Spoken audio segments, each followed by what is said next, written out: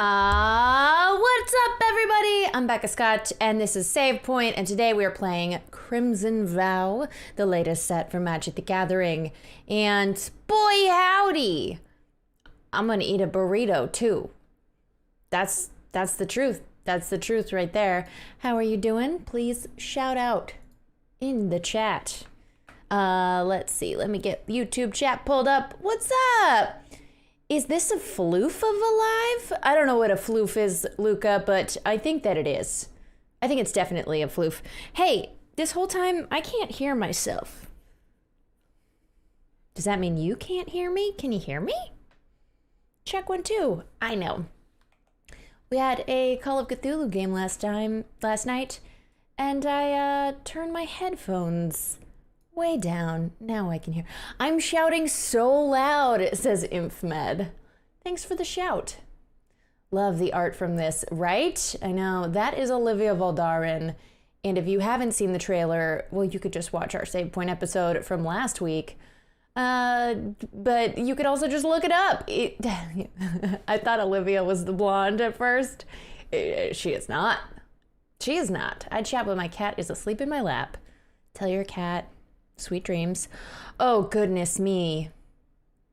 I thought I had drafted a red-blue deck, and this is a black-blue deck, and I don't think it's going to be great. But, fun fact, my first draft, I went 5-3.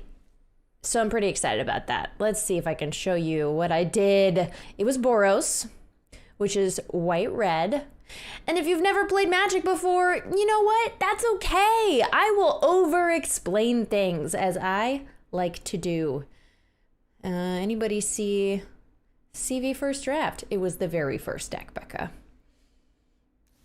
Where's the burrito from? Homemade or store-bought? I am ashamed to say it is a frozen bean and cheese burrito from Costco. They've been in my freezer for years.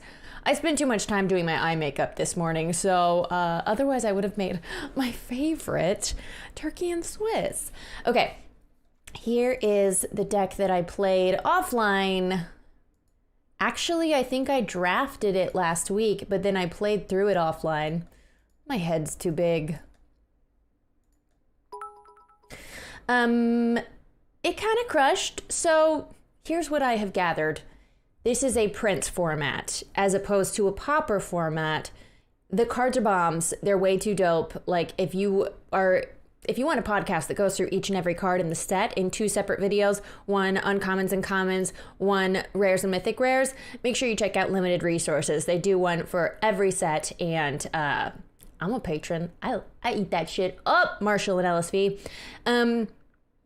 And they give a letter grade, and there was like way too many A's in the rare, mythic, rare category because, I don't know, it's just a Prince format. Like, the cards are too good. So that means we need to have removal in all of our decks. So, Cigar's Imprisonment, if we're in white, is enchanted creature can't attack or block. This doesn't work if they have an activated ability or they just have a really cool passive ability, but if their ability requires them needing to attack, this definitely can shut stuff down.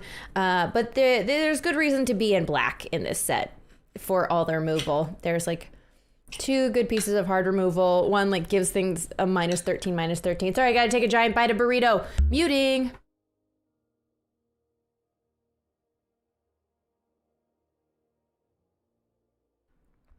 I did not bring a beverage to my computer station, so I will need to do that after our first game, probably, but man, y'all quiet in chat today. To where I asked about my burrito and then radio silence. I wonder if we didn't get the announcement going out. Anyway.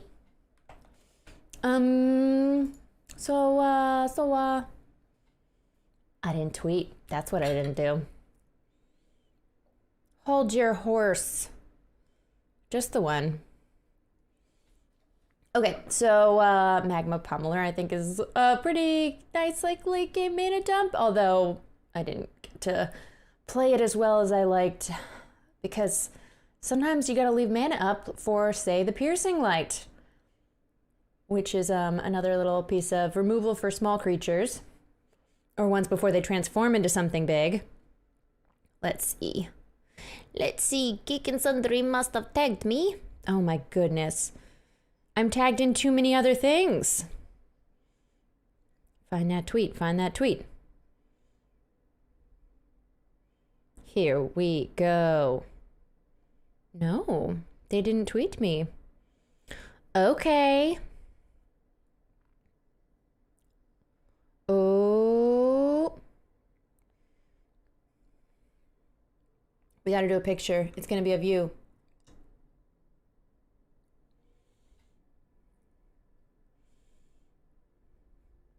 Come draft. Is this good content?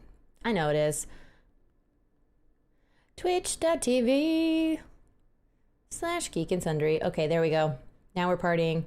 And if you're watching on the VOD later on Nerdist, wow, you really should have watched live. What are you doing?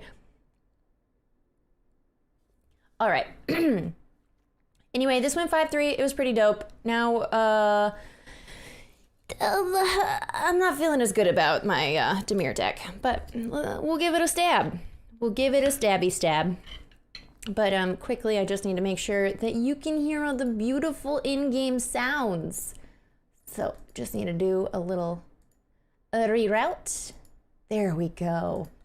I see. It's because I turned off music because I was watching Schitt's Creek while playing. There we go.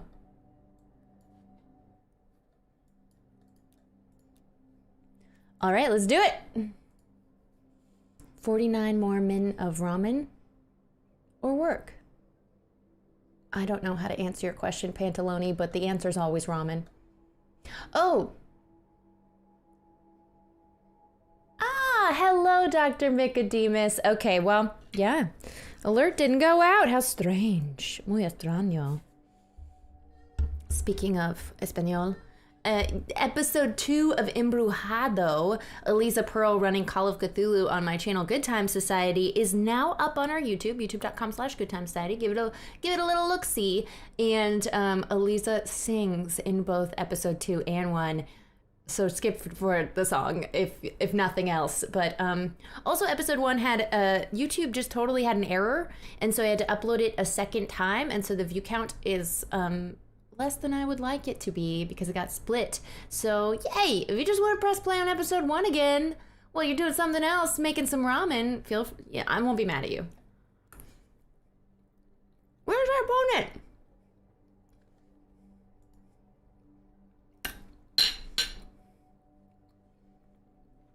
Interesting. Well, Dragon Bother, thank you for the report. Alerts did not happen as usual.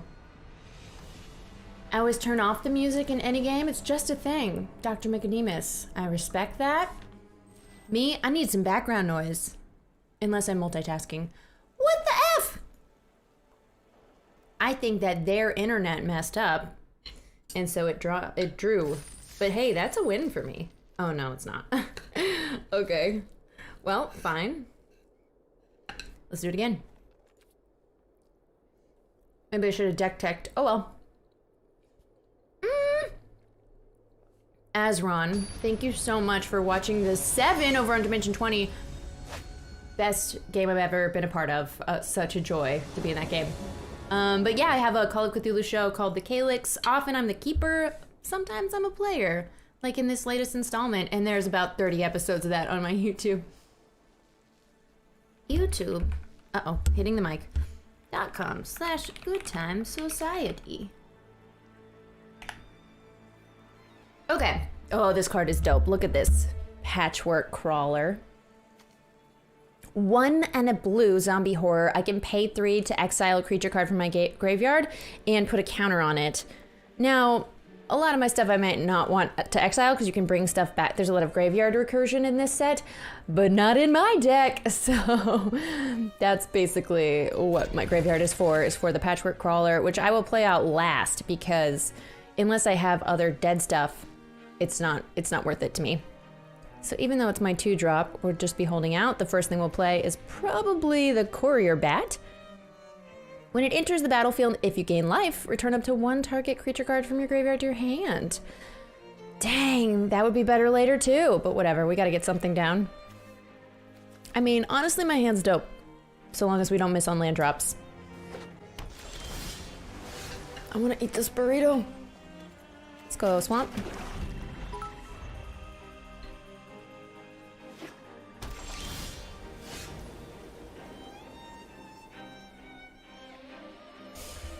Okay.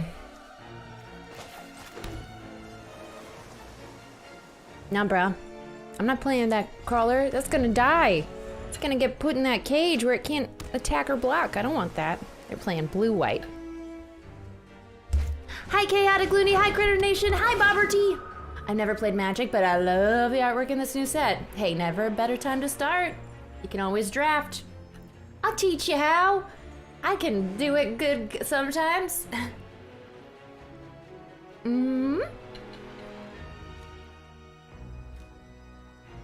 Blood Crazed Socialite. There's a few of those in the world. Hey, a 2-drop we can play.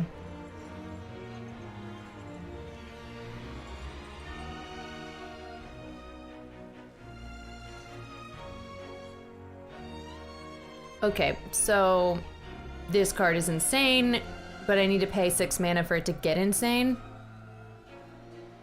They had to tap their own creature because they played Dream Shacklegeist and it didn't have another target. Sucks for them.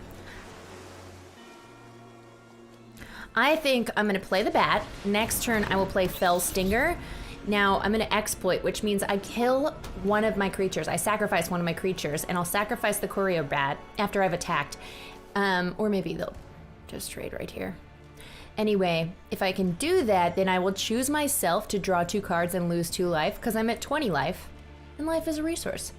Hi, Kenji! MTG is back. Yeah, I figured since we had the, all the bugs with the brand new set last time that we'd just play again.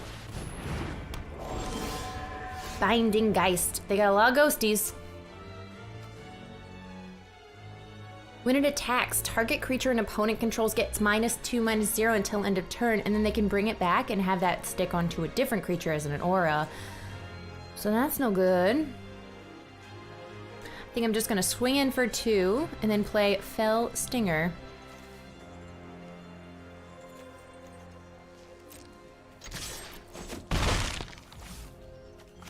One, two, three, four, five, 6. I'm really hoping I draw a land here. Otherwise I'll have to discard something and that might be awful. I think I would discard Witness the Future.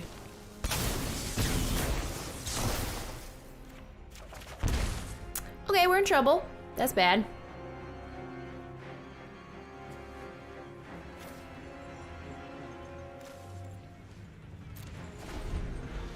We're gonna have to play one of our creatures I'd prefer to play later next turn.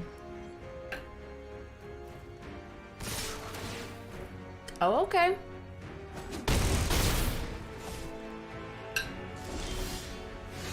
Oh, land, thank you.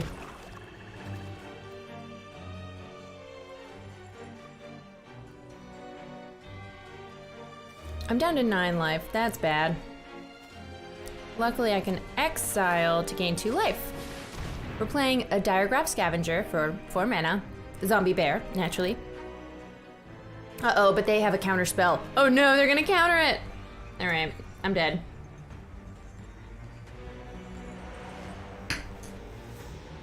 I should have played Bleed Dry.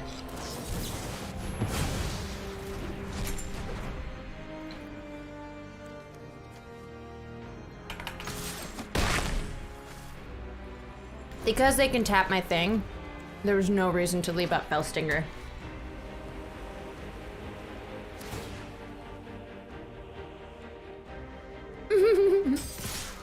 Tygan, thank you so much for watching my old web series, Greg and Becca.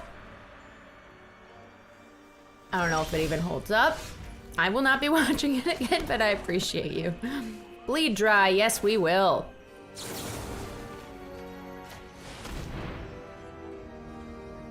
Overkill, and it's an instant, so I should have played it on their turn. I just got excited. They didn't have another syncopate.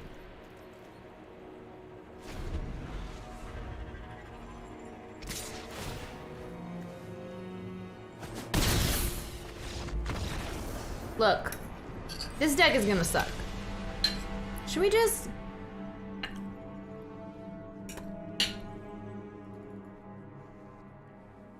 Look. I want a Magic NFT card game.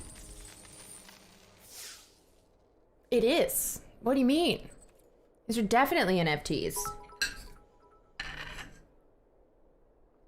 What's that sound? Thank you for the follow.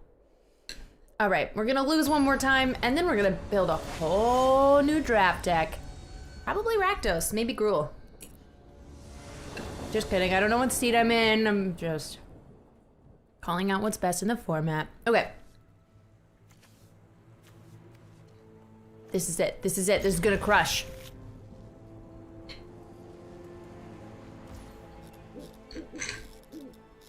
If they don't kill my Patchwork Crawler, they'll be in trouble, but they'll have to use up their answers, and then I'll play a Rot-Tide Gargantua after they've already spent their removal spells. Maybe, hopefully.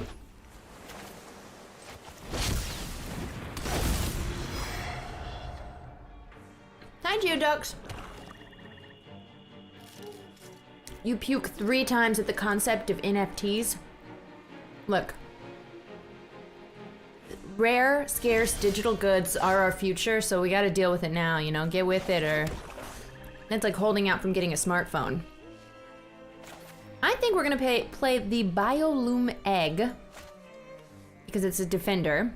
Or, if we tap this, we draw a card and then exile a card from your hand face down. You may look at that card for as long as it remains exiled. You may pay 6 if you do transform this guy. At the beginning of your upkeep, exile the top card of your library. Once during each of your turns, you may play a land. All right, I don't think we want to exile this till we're closer to actually using it. Otherwise, if he dies, we're gonna lose every card that we exiled.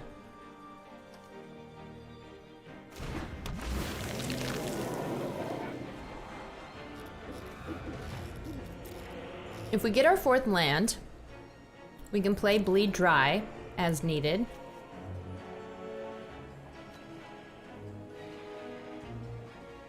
I think this is a fine top of deck.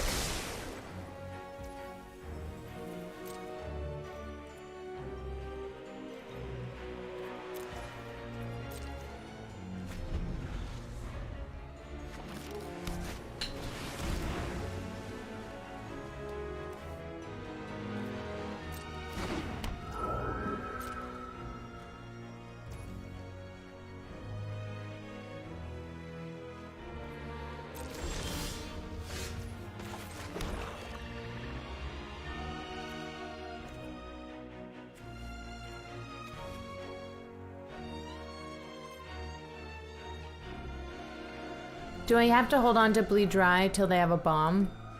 Just take... Oh, let me play a flyer. Duh. I didn't look at the stats. That's not good enough. But they don't know that. They see 1 swamp.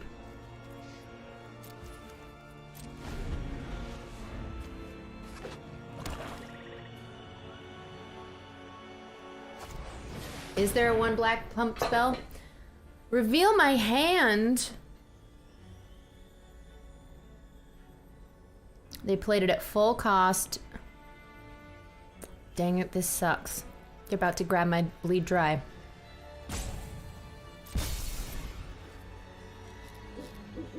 Dread Fugue. The problem with NFTs, they aren't even a thing. They're destroying the environment in return for absolutely nothing. Right, yeah. The energy efficiency could be helped. Hello, Richard. I want magic NFT. Yep, I get it, 420 Kyle, I get it. SC his best show ever? What's SC? Schitt's Creek.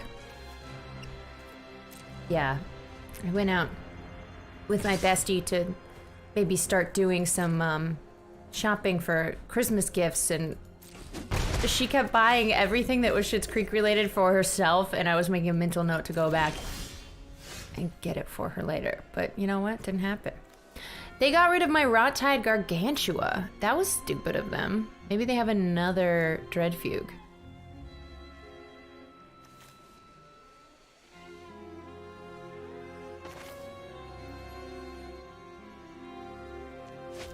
Biolume egg.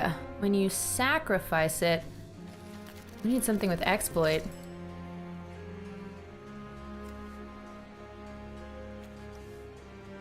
And we need another blue source.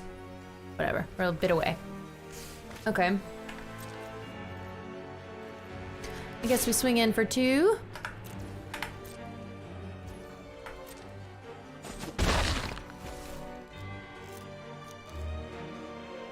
I can't believe they didn't get rid of my patchwork crawler. That's their bad. Maybe they have a removal spell for it. I'm gonna leave up bleed dry. Even though they see it in my hand. She already has it all. I know, but there's a magnet she didn't get.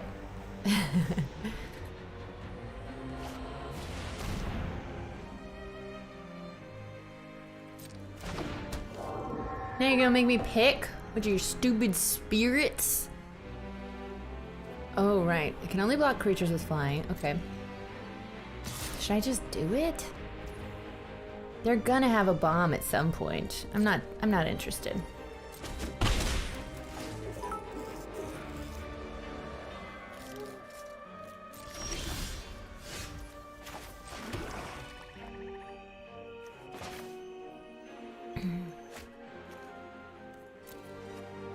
I can only make this a 2/3 next turn. 1, 2, 3, 4, 5 lands, and once I have 6 lands, so long as the last one I get is an island, then I can start exiling stuff. Once during each of your turns, you may play a land or cast a spell from among the cards exiled without paying its mana cost.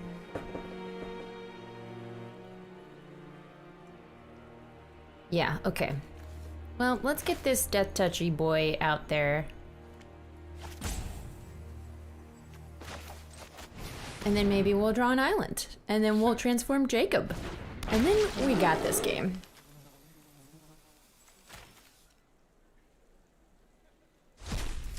Oops, I should have picked. Well, whatever. I'll need to keep the creatures in my graveyard for Patchwork Crawler. No attacks. Because I have a 2/2 flyer, but they have a 2/3 flyer, so it would just gobble it up. Just tell your family you bought them NFTs for presents. Hi, Sean89. How you doing today? There's one black spell that you will eventually use to pump your opponent's vampire. Oh, yes.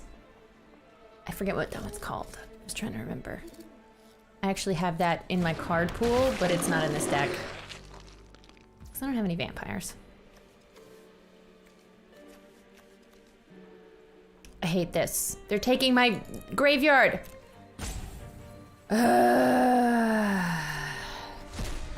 Should have exiled my own.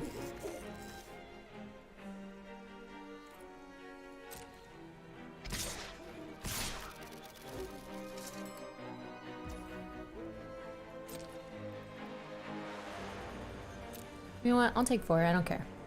I don't care. I'll go to 10 life.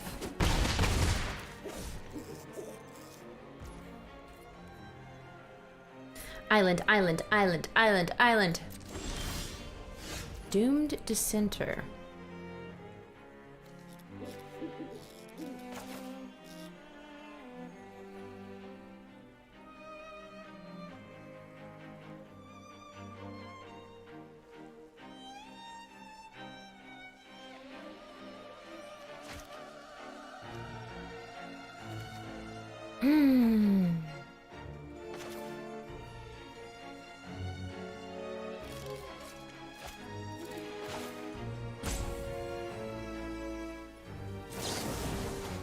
I'm killing their Diregraph Scavenger.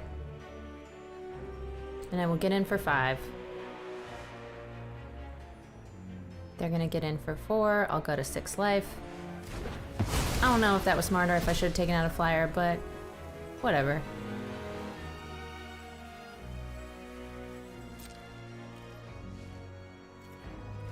There's a real gambler move happening. Because I could exile something with Jacob Hauken if I think that the top card is not an island, because I really need an island. Or an exploit.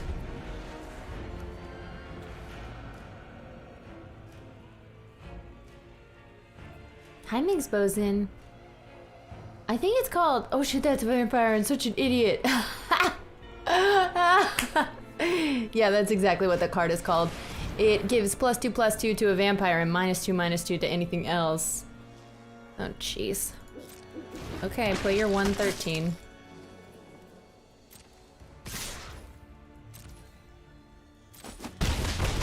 Island, island, island, island. Stitched Assistant exploit.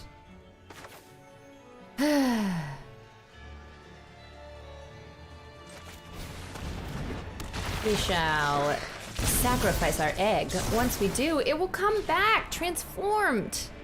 Do we want to counterspell? I really just want an island, actually. This may be the worst move, but I don't care.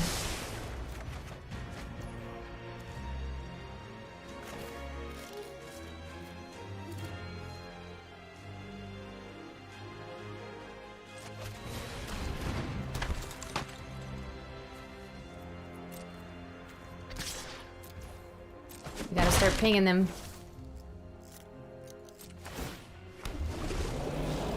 We got a serpent! If I sacrifice 2 islands, which I still haven't found a second island, then can't be blocked this turn. Alright, they're going to attack for 4. I think it's time for me to kill my bat. Unfortunately. Chump block because my bat will die for no good reason. And I'm dead next turn. Exile 2 creature cards from your graveyard to draw a card. They don't have 2 creature cards in their graveyard. They've only got 1.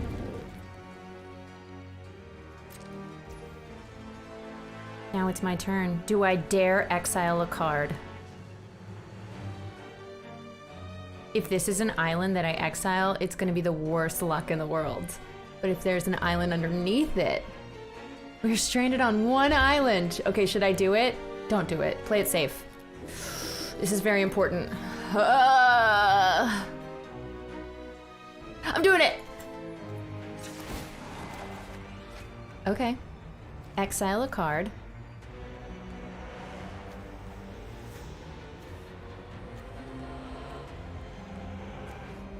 Let's keep lifelink.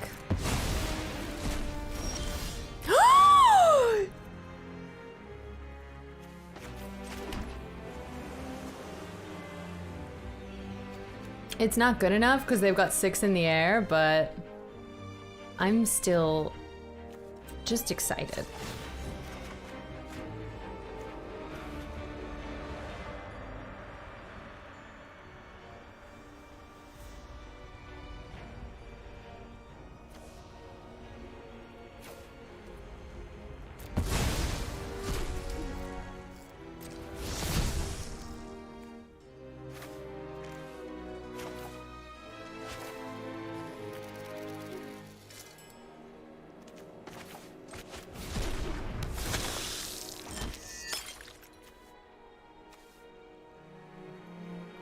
There's nothing I can do.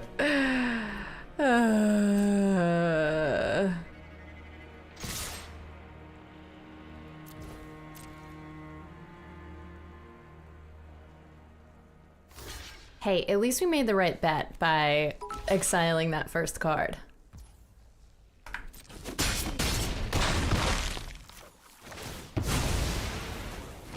I wish my like blinker had come in just a little earlier. That's it. Hey, let's do a new draft! Yay, boring old Tyler, hi! We got an island, right? We got an island. Just on paper. That sounds great. I could eat a whole other burrito. Don't look at me with defeat. All right, now the real question is, should I pay for a cooler avatar? Deck manager is currently unavailable. What the F? What? What is happening there? Okay. Hey, we got a pack. We got a pack out of it. I see, just not the page I was on. Edgar's Awakening. Return target creature card from your graveyard to the battlefield. When you discard Edgar's Awakening, you may pay black. When you do, return target creature card from your graveyard to your hand.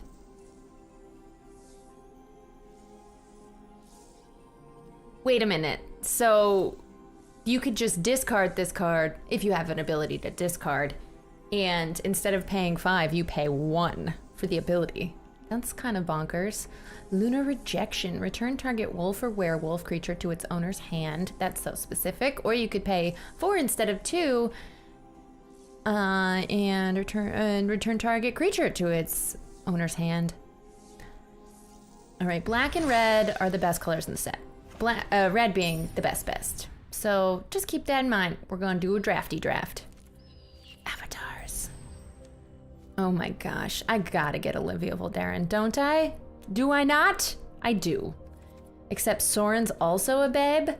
But I don't see him here, so. I will have an unending rule over an unending night. Ah, so happy for her. What a perfect night for her wedding. Does she need a pet? I don't think so. But there's a bat and a blood bat? Ah, I can only unlock with Mastery Pass. Oh no, I can unlock them with money. Should have known. 3,000 gems? No way. I'm not crazy, but this Grolnock, it's pretty cool. By the way, last episode for now of the Black Dice Society is today. Oh, also, I thought that it might be a terrible day for me today because I got my booster yesterday, but I got it right at the right time, and all my reaction was while I was sleeping. I was like very sore and achy when I was sleeping. So get your booster if you haven't yet, if you live in the US. If not, and you can get it. If not, sorry for bringing it up, sore subject. Draftsmith. Oh, you can't see, I got a pop-up. Subscribe to Premium. Oh, look at you. I don't need it. I don't need LSV's ratings. I already have them in my head. Thank you very much. Here's the secret. The good cards are good. Rares and mythic rares, good. Other cards, bad. In fact, I'm being fired because I won't take it. Well, I respect that you are an autonomous being, but for me, minor side effects or conspiracy theories around whatever are not worth the trade-off of putting at risk the people around me, especially people who are immunocompromised and can't get theirs and could potentially die if they get COVID. So that's really important to me, but I respect you. Just saying. Can't help it. I gotta tell you my opinion though. Dig Up, not a good card. Whispering Wizard. When you cast a non-creature spell, create a 1/1 white spirit creature token with flying. Okay, what are the red cards? Pyre Spawn, pretty dope but expensive. Kessig Flame Breather. Whenever you cast a non-creature spell, it deals 1 damage to each opponent. Or Daybreak Combatants. Haste. When they ETB, target creature gets +2/0 until end of turn. I don't know. Persistent Specimen? What do I do here? I don't have enough time. Okay, let's get a vampire when in doubt. I don't think I want to. Whenever this ETBs or becomes the target of an aura, create a spirit token with flying. We can just go auras. I think. Uh-oh. Vampire? No, this is a better stats on the card. I don't know. This is such a tough first pick. You jinxed. Yeah, these cards are bum.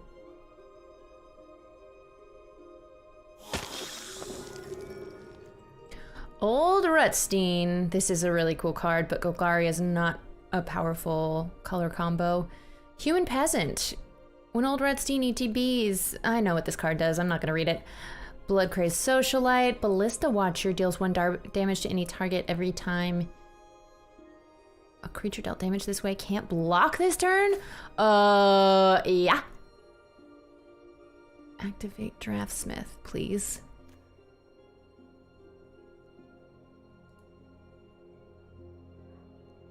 All right, that's not helping me.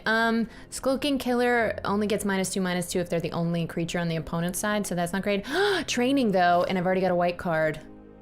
We could go for Training and Lifelinky Vampires. Orzhov is fine.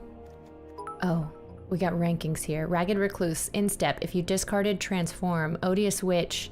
Whenever she attacks, it pings for life. Okay, we got the Parish Blade Trainee. There we go. Olin Bach Escort. Human Cleric. Vigilance. Sack it. Target creature you control with a counter gains lifelink and indestructible until end of turn. This is not great. Kindly Ancestor. I want that. Because it transforms into an aura. It's got the Disturb. Yeah, I think that's the move. What do we think about this? If you have no synergies, it's a filler at best, but if you have something you need to sacrifice for, I don't think so. There's an Evolving Wilds, which is always good. We're gonna go with this. Mark of Retribution.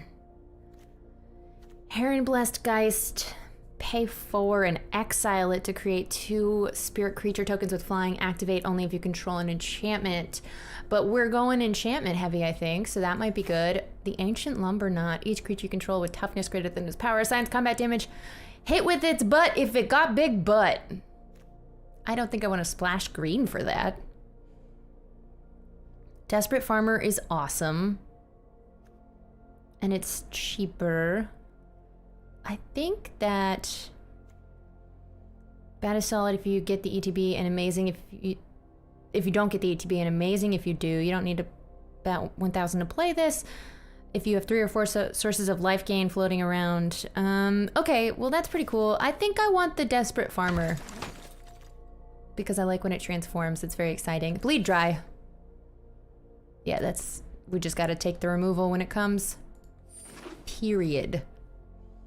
Oh, y'all can't see my overlay. I'm getting some ratings here from Channel Fireball, like 3 for the Dawnhard Geist. The highest here is Panicked Bystander with 3.5. Human Peasant.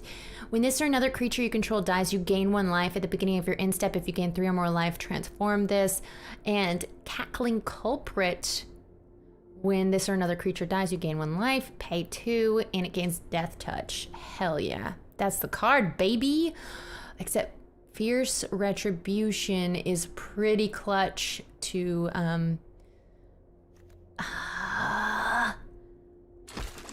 didn't take it. We'll take it next time. Sagara's Imprisonment, we need removal. Or some just shut down creatures. Aura-based removal. Gotta take it, gotta take it. Let's see, Blood Fountain. When it ETBs, create blood and pay 4, tap it and sacrifice it to return 2 target creature cards from your graveyard to your hand. Oh my god, I like Blood Fountain, but I think Sagara's Imprisonment is more important. Undying Malice. Okay, we'll just go with that. Thank you for the new follows, friends. Q Sir Mix-a-Lot. Not a great pack for a starting pack. Yeah, it's true. Let's see. I think we just take Adamant Will, but it's probably not going to make our main deck. Let's just sideboard it for now. Unholy Officiant. A 1-drop creature. Or do we want the Persistent Specimen? Let's look at our curve. We don't have a 1-drop, so one of those is definitely the pick. But which one? Pay 4 and a white to put a counter on this. That is too expensive. I will never be doing that. Ragged Recluse, still around. Good card. Undying Malice. Oh, bring it back with the counter. Okay, I'd rather just have a creature. Olenbach Escort.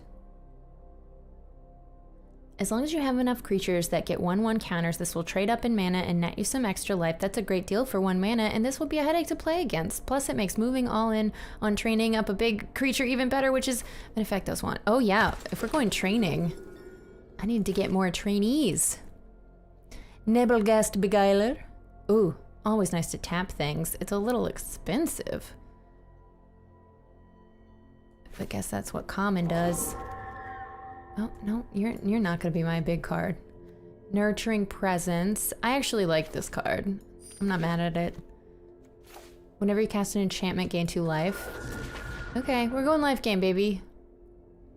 So there's a black-green land, the Geist, the Panicked Bystander. Stormchase Drake is really great. Whenever it becomes the target of a spell you control, draw a card. Oh, that would be good with the auras we've got going on, but we're not in blue. I think I want a Panicked Bystander because, frankly, LSV rated it a 3.5, and that's the highest in this pack. Gluttonous Guest is cool. When an ETBs create a blood token, when you sack a blood token, gain life. Life gain works well with the other stuff we got going on. But this guy just gets benefits when creatures die. Which creatures die? They do. It happens. It's nice to get something for it. Hi, Chris, how you doing? Ah, when those glasses fill up, the blood fountain looks like it's just gonna leak all over the whole table.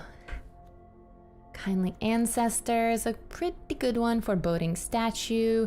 This is nice. You tap it for mana, and then once you've done that 3 times, it transforms to a 5/5. And it's still a mana dork. But Kindly Ancestor supposedly is rated higher. Key for the life gain deck.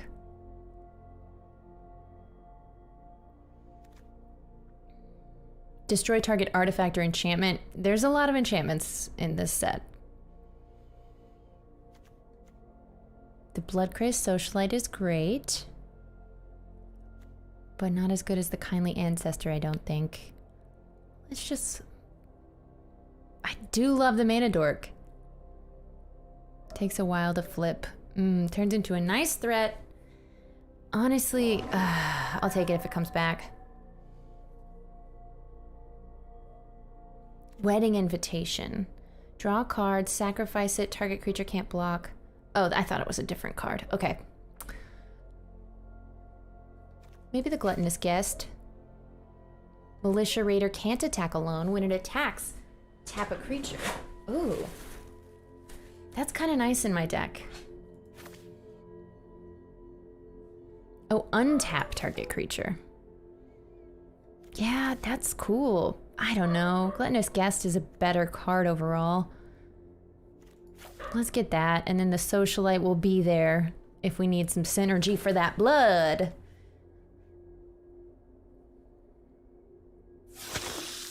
It's a pump spell if you sacrifice blood. Voldaren Estate. I think we've got a good amount of vampires. No, just 2. Colorless mana or pale life and add mana to cast a vampire or create blood. Oh, she's got a lot to say about this card. Boarded Window. No. What is he talking about? I bet it's because we're about to have some yard work begin. At the beginning of each in-step, if you were dealt 4 damage this turn, exile Boarded Window. Yeah, that's helps when you're behind, I guess, but us on the back foot, never.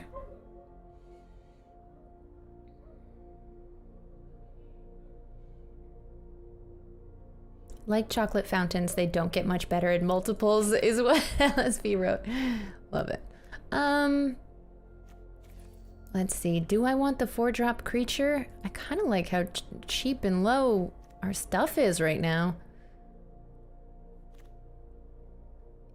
You know, I'm not gonna be super mad. I guess there's not great stuff to bring back from the graveyard. Let's take a 4/2. Okay, nothing good here. We are not drafting our open seat. I forced it into white, but hey.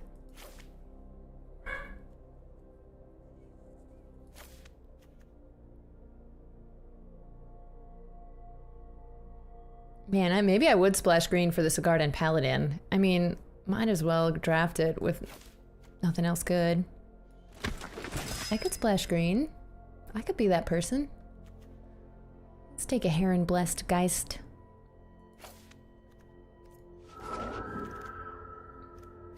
A Spirit Soldier. It comes back as a 2/2 enchantment aura. That works with my deck. When you cast this, tap up to 2 target creatures you don't control. It has flash, so that's a combat trick. I think I'd rather have the creature. How many creatures we got? Plenty. Nothing good. Probably cut that. I'll take the enchantment removal over the equipment, I suppose. Although, this is a scrappy little card. It works pretty well in aggro decks. Extra blood always comes in handy. Yeah, okay. When this creature deals combat damage, create a blood token. Yeah. Yeah.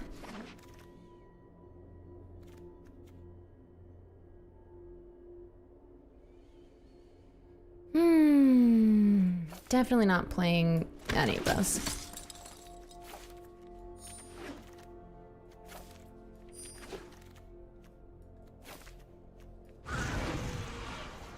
Cemetery Illuminator Spirit. When it ETBs or attacks, exile a card from a graveyard. Look at the top card of your library at any time. Once each turn, you may cast a spell from the top of your library if it shares a card type with an exiled card. Oh, I think I need to take Circle of Confinement. It's just removal. Cemetery Illuminator is great, like, but it's double blue. Otherwise, I would consider splashing. That's crazy, I know. Mixing colors, the horror. Hello, Charlotte.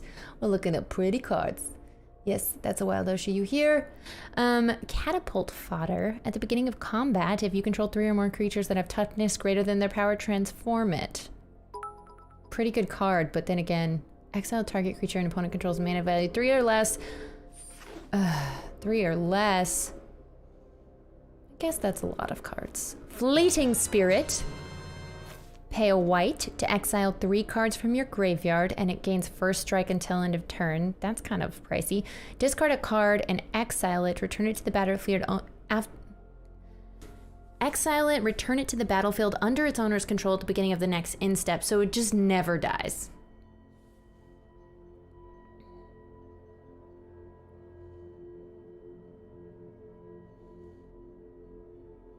Can you do that from the graveyard? That's what I'm not understanding. What am I missing here? Sanctify, no. Choreobat is fine. I'd take it if I didn't take this. You can do tricks like... Missed it. Oh, look at this waltzer. I don't think we splashed red at this point. Let's take the Rock Tide Gargantua because, I'm running out of powerful stuff. That's a 3/3, this is a 5/4. The Shield Basher, when it attacks, pay 1, it gains indestructible. It trains new recruits, although training has not been available. I'll take the Gargantua. Although 2 blacks when I'm mostly white was probably a bad idea. Undying Malice. Bring something back as a combat trick. How many creatures? We've got 18. We don't necessarily need more creatures unless they're good. I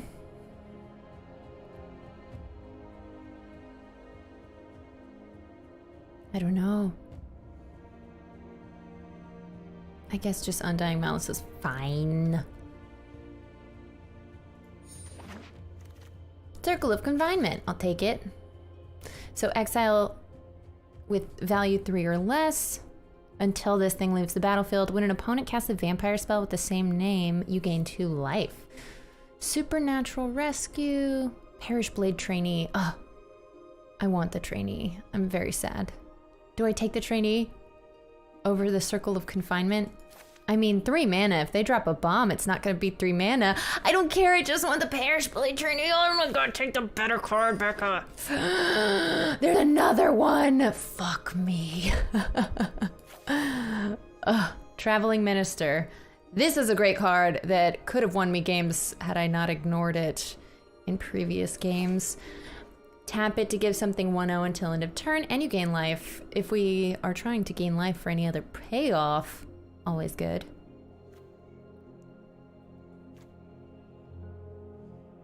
Do I take the Circle of Confinement now? Okay, best card by ranking in our colors is Blood Fountain, but I think I don't want any of these. combat trick, or at least this puts a creature on the battlefield. And there's another one. Parish Blade Trainee! Did this just wheel back? No, different pack. Oh my god, that worked out nicely. Love the training. Training means it's like basically the opposite of Mentor. Shield Basher is good for training if you get enough cards. Well, now I have training cards, 2 of them. So I should have taken the Basher. But it's okay. It's okay. I'm gonna take... Oh, don't do that to me.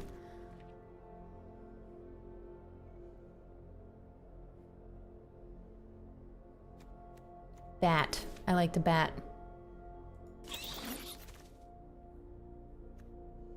There's a lot of good cards still being passed. Why is no one in black?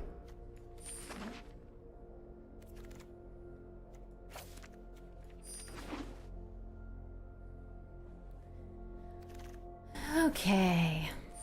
Final pack. Brain's forgotten how to read. That can be tough. I understand. Hi, E. Williamson. Thank you for your subscription. Oh gosh, they want to build decks for me. Okay, you can't see my overlay once again. Sorry about that. Actually, let me just do a whole screen capture.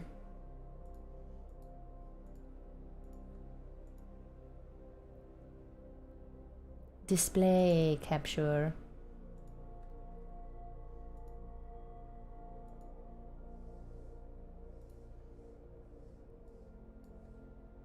Don't worry, it's worth the wait. It's worth the wait. You'll see everything that I see, that the light touches.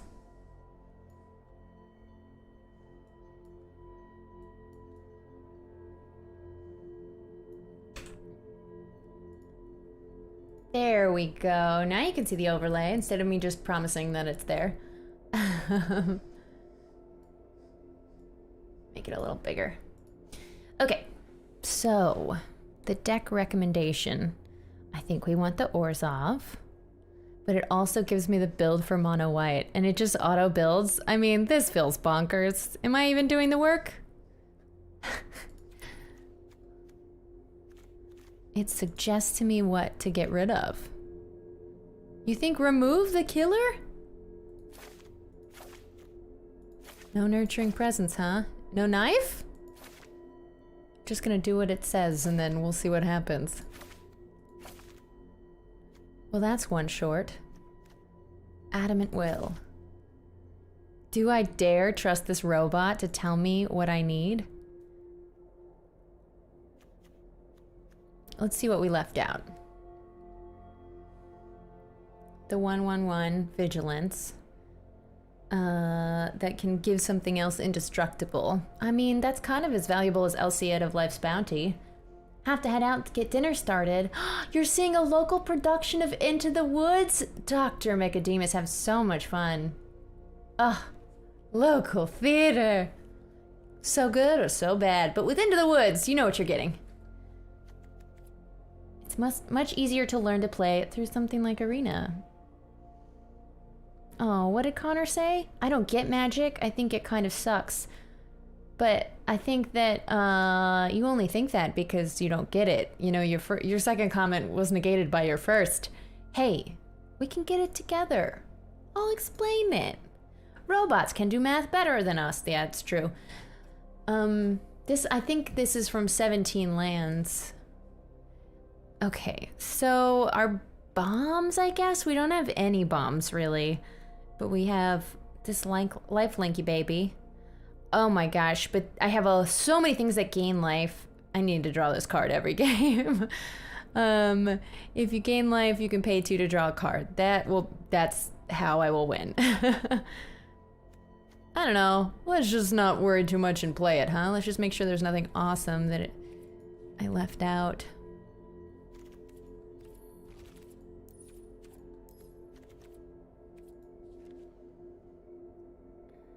The persistent specimen's great, but I've only got 1 exploit.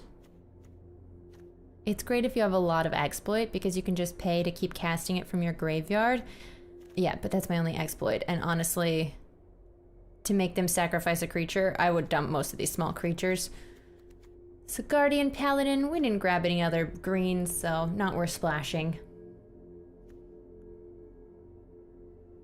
And then let's see if I want equipment that creates blood. It only matters if when you sacrifice a blood, you gain 1 life.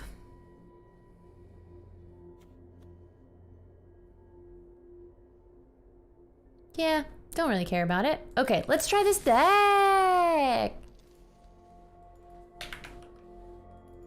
What do we call it, Charlotte?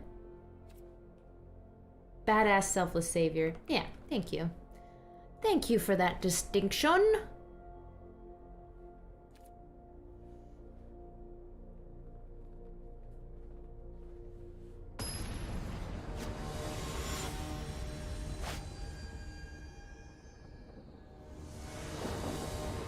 Oh shit, I spent all this time quoting LSV and I wasn't even following him? My bad.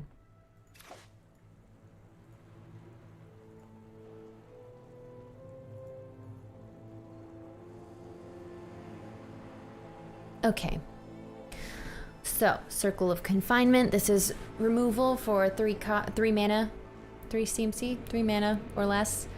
Parish Blade Trainee, they're gonna need to remove that quickly. Okay, we've got 3 pieces of removal and a little trainee. Hopefully we draw more creatures, of which I believe we have a lot. I forgot to check our final creature count, but I'm gonna guess 19.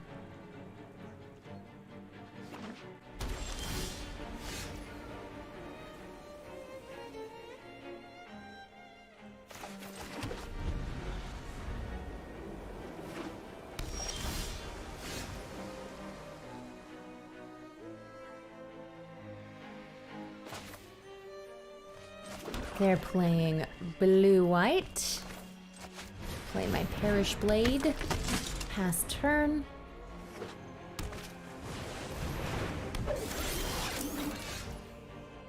Okay, they played a robot. Oh no, this freaking statue. Okay, well, good thing I have ways to handle it.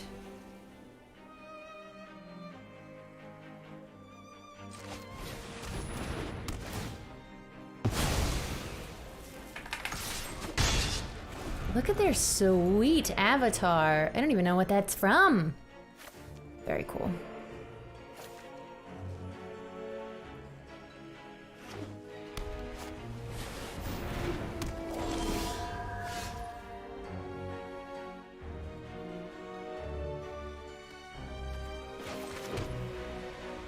Kindly Ancestor. With lifelink? Well, you know what? I don't want that to come back as a aura, so let's just deal with it here. We gotta get some training happening. We're 1 mana away, actually. I will kill that.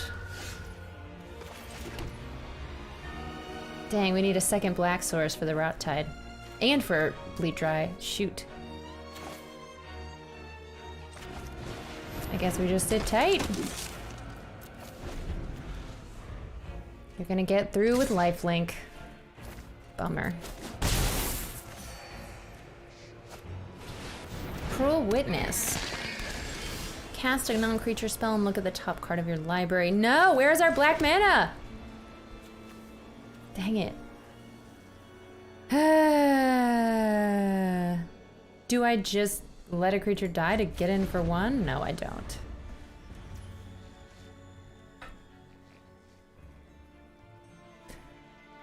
Rin.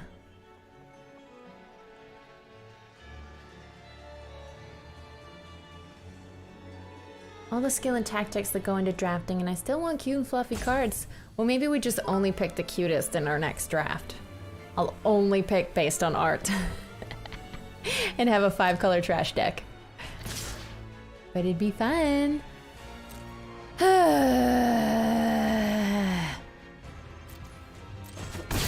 This is a problem. We need swamp, swamp, swamp, swamp, swamp, swamp, swamp, swamp, swamp, swamp. We've lost. Swamp. Ward 2. I can afford it.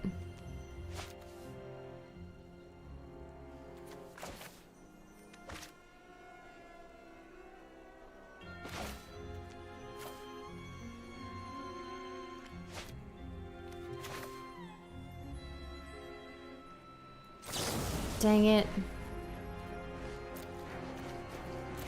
I want it all.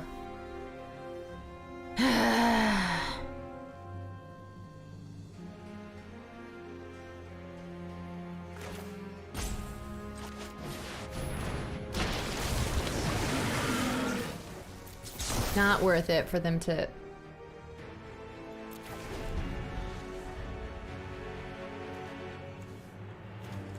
They would just sacrifice their kindly ancestor that I already put a Sagara's imprisonment on. Sagarda. Taking 3 in the air, and I'm gonna chump block. Do they think I have a...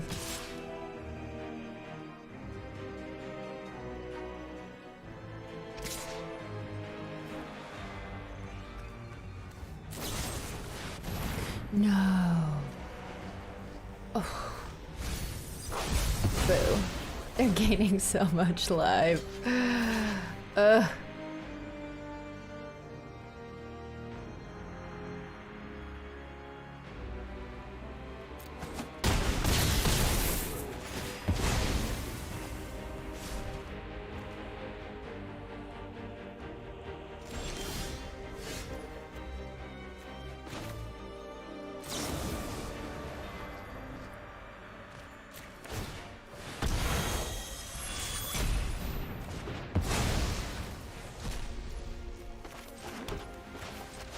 Okay, well, we removed their big thing.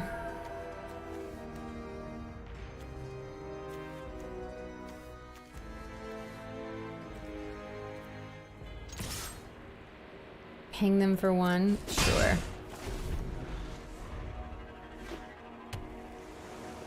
Gosh.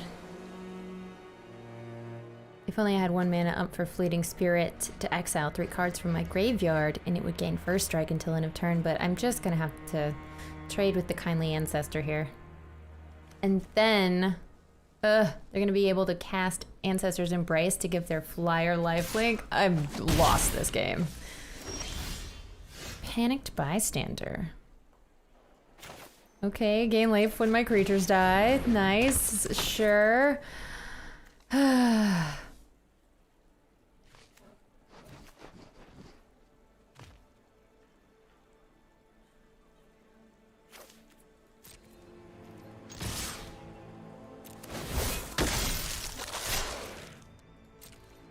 Okay, I'm attacking so that my Parish Blade trainee could get a counter.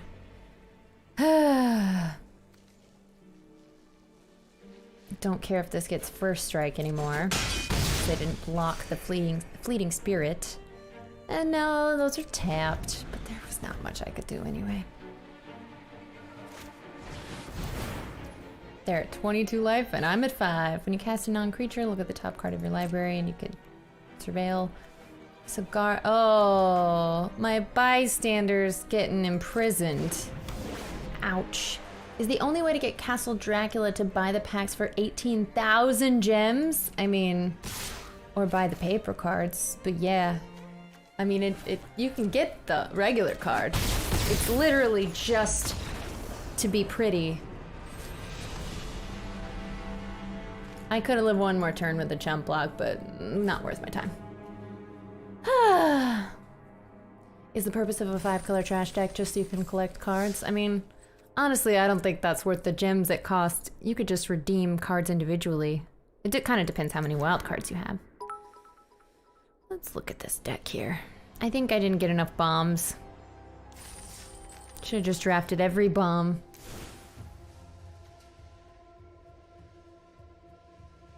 What is the arena version of the land, not the special? Voldaren Estate? There aren't many good lands. I mean, there's 5 color pairs with lands. The 5 that weren't in Midnight Hunt. I mean, honestly, I kind of just want this as a mana dump. I can't believe we were so dry on swamps, even though we have 8 and 8. I just want bigger stuff.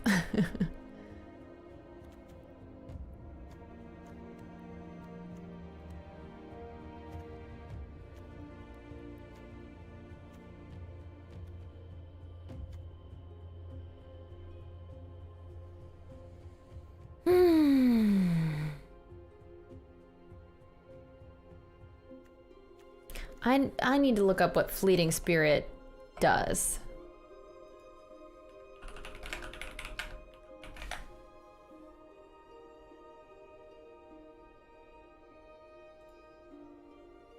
Okay, I'm looking at... I guess I just sharing my whole screen with you makes it easier. Crimson Vow limited set review in white. Let's look for Fleeting Spirit, because I'm confused as to whether or not you can cast it from your graveyard by discarding a card.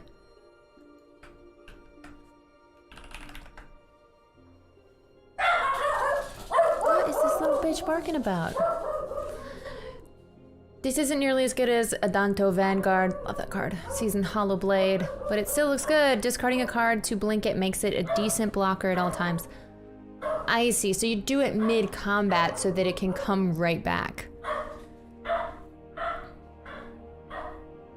Picking off their attacker or blocker, then blinking it out to save it before the end of combat. So it does damage, but before the damage is completely resolved by moving to the next step, you blink it out of existence, and then it comes back with its full total toughness.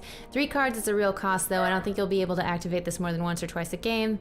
Still an insanely cool design. I can't wait to play with and draft. Okay, so I guess don't cut that.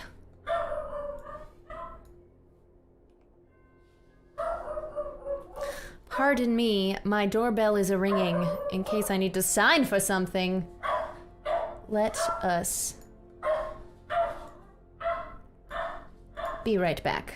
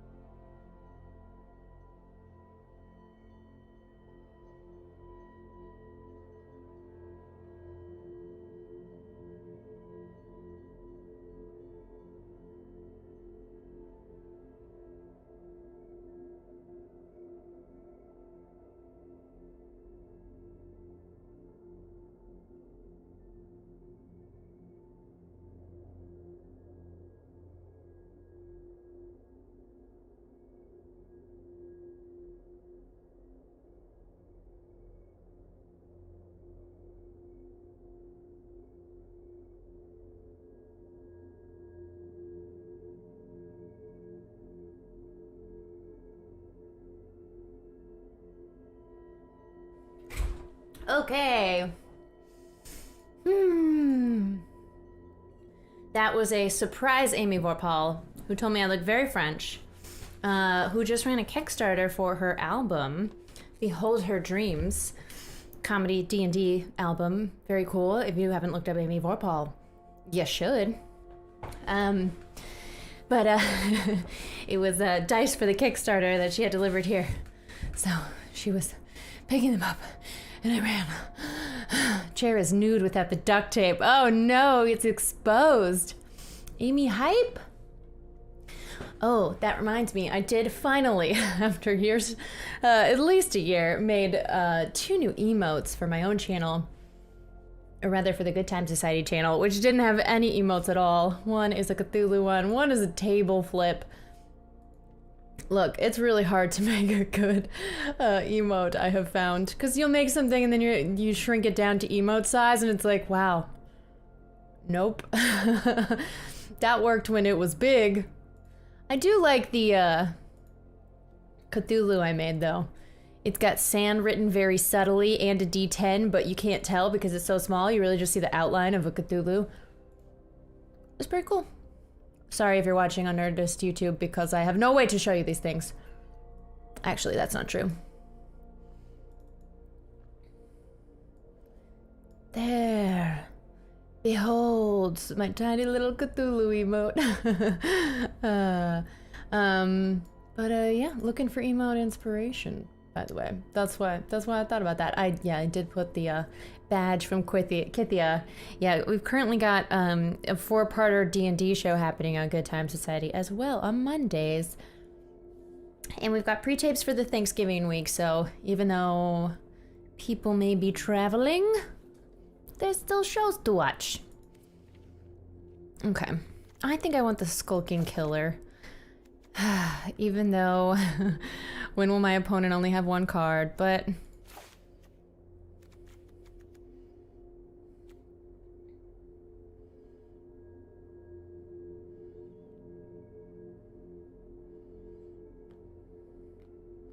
I'd rather have a creature that is a permanent buff than a combat trick. Is that silly? Whenever you cast an enchantment, gain 2 life. Honestly, that's not good enough. Let's try this. I don't know. I don't think I have enough bombs for this Prince format. But I did get a cookie while I was down there. Or, as some say, a biscuit.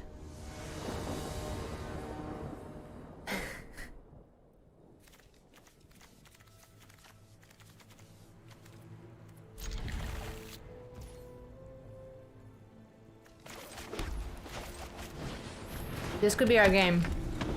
We had a nice curve. A 1-drop, a 2-drop, and 3-drop creature.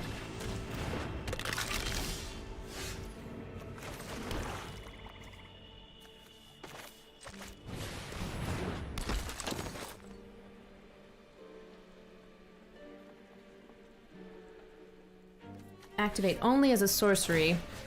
Let me go ahead and do this just to gain a life.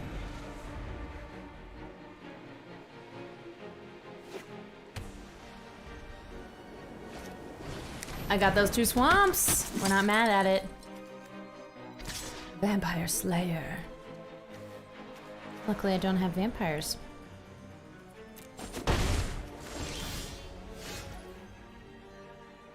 Oh, I want to try and discard a card to transform this.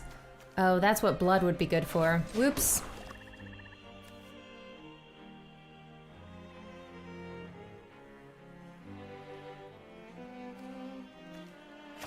I think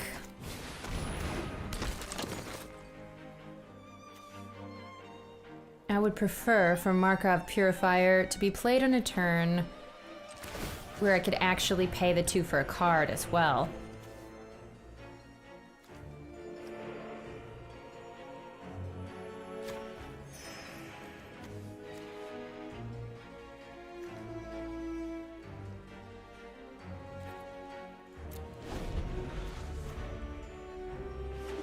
Blood is good for many things. Also in magic. It's fine.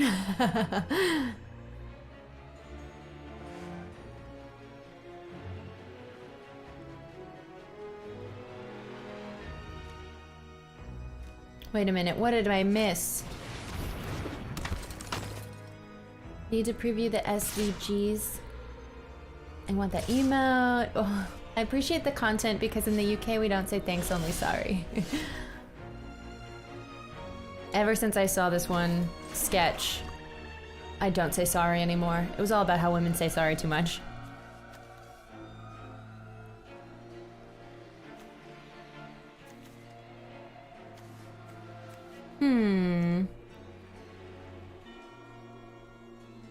They've got a desperate farmer. I've got a desperate farmer.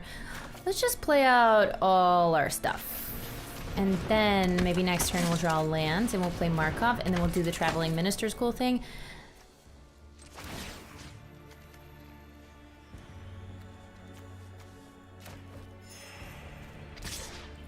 I should have done this last turn. I'm attacking with Ragged Recluse just to transform Desperate Farmer.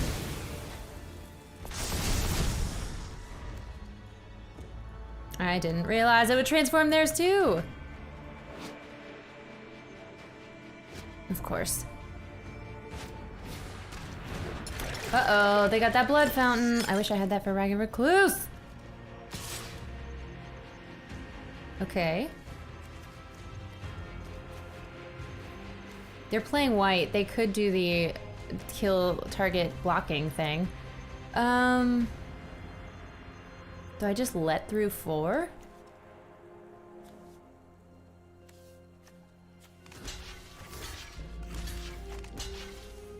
Nah. Uh-oh, they got a spell. Fuck. Adamant will. Oops.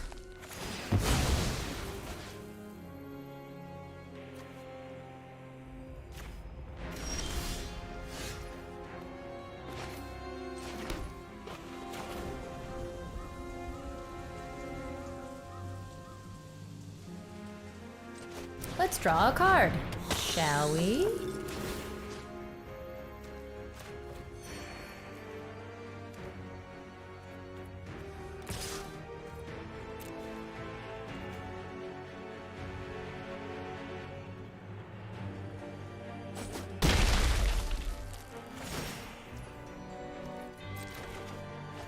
Kindly ancestor. Okay. I could let this die and then lifelink the nothing. Everything's already got lifelink. No! Fuck.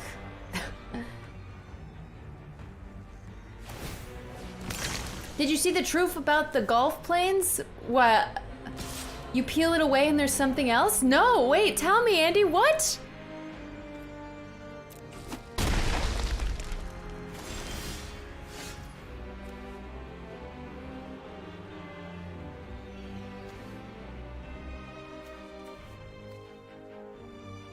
Gosh, I wish I'd kept that enchantment removal.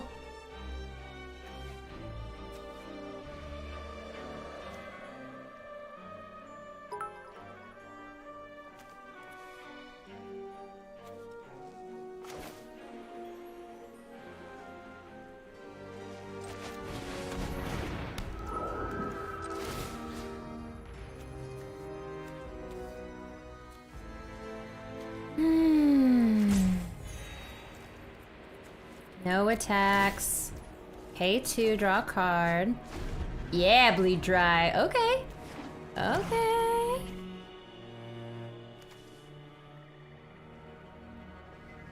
Not that one. Should have played the bystander. Why, Broodstar? Why? Because a creature will die. Gain life every time a creature dies that I control. And I can give it death touch. Oh! Ouch. I think I take the 4, but I can kill it next turn.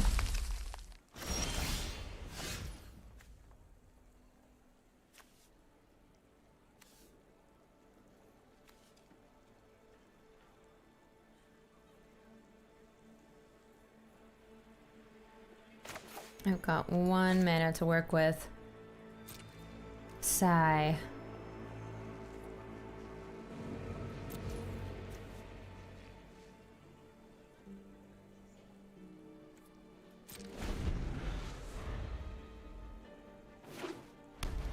What are they gonna do? I will bleed dry their depraved harvester for sure. I wish I could do it to the Vampire Slayer. So I can get through with this 2/3, but at the end of the day, it's just 2 mana lifelink. Oh, I forgot you could do that. I never read the rest of Sigarda's imprisonment. Pay 5 to exile it and create a blood token. Yeah, okay. Good for you.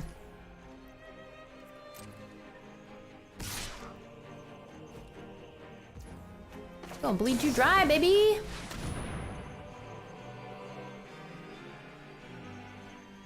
You can sack your blood to draw a card. But make up your mind.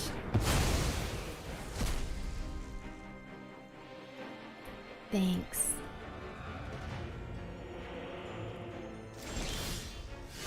It would have transformed you attack with the Markov.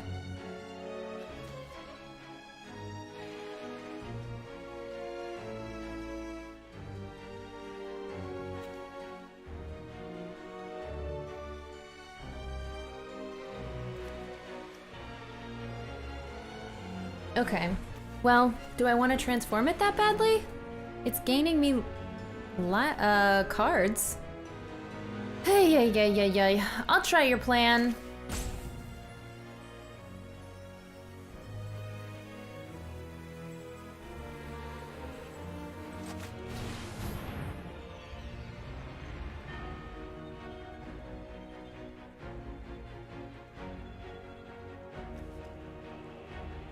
I was avoiding the Markov dying. You're saying, yeah, no, well now you don't know what you're talking about. I'm gonna draw the card.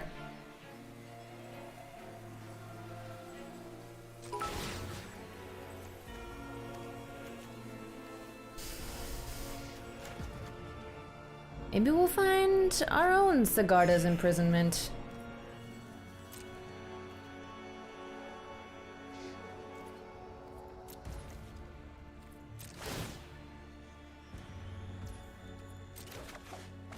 Card advantage is better. They've only got one creature and -2/-2 will kill it. Oh my god, Skulking Killer. I'm so glad I put you back in here. Please don't play your persistent specimen.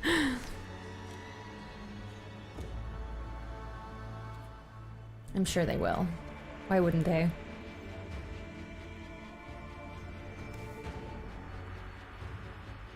Just let me get through. Let me Skulking Killer you.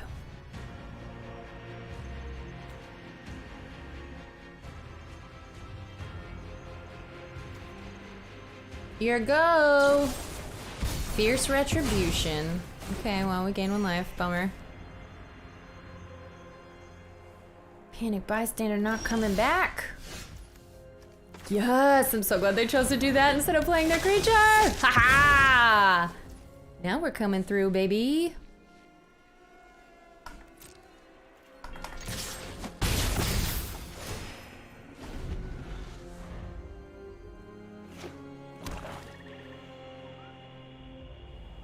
Play your little blocker. I see why the decision took them a long time.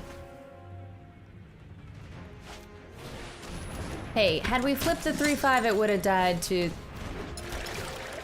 Fierce Retribution anyway. Ooh, we'll have blood soon, so maybe I keep the swamp in hand.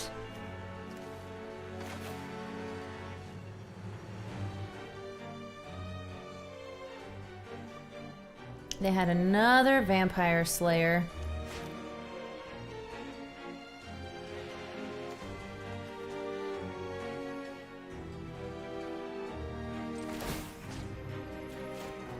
Let's give the Skulking Killer a +1. And then attack with it. They can trade. Which they will, because it's 5 coming through. Now my Purifier's safe. Yeah, that's fine. It's already destroyed, buddy. Okay, Gluttonous Guest. And then we can still pay 2, because we gain life. Or do we want the Kindly Ancestor with lifelink?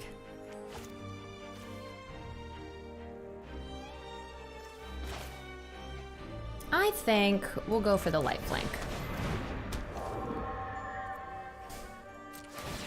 Why, yes, I will pay 2 to draw a card, thank you. Haha. Oh, they brought it back from the grave? What did they play? Oh, they had a different blood fountain. Okay. Wedding Invitation. Draw a card, sack it. Target creature can't be blocked this turn. If it's a vampire, it also gains lifelink. They don't really have vampires. Why'd they play that? I mean, why'd they have that in their deck? They cracked the blood.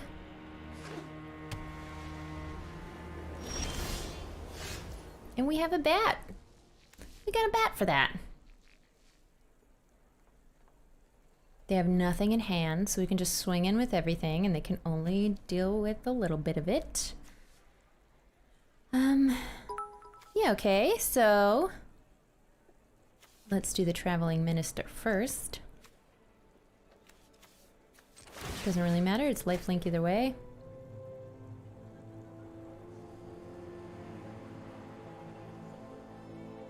Swing that bat!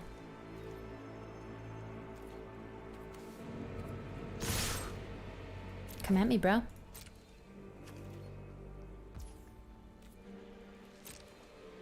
Oof, 5 and lifelink coming through. Alright, let's put a bat down. And then we still get to draw a card. This is a bonkers card. Like, I said I would only win the games where I drew it, and I meant it. Return target creature card from your graveyard to your hand. The bystander? Or the killer? They're gonna see me return the killer. Bystander.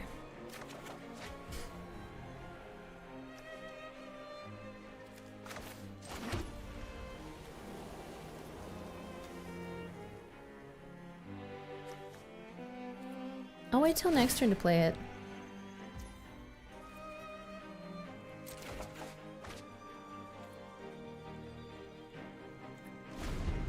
I can gain more life than you can gain life. Ha ha!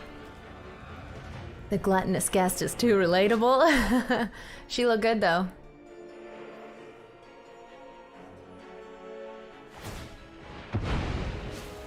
Okay, okay, they brought back a Beguiler, 2/5. Can't fly though. Can tap my stuff down.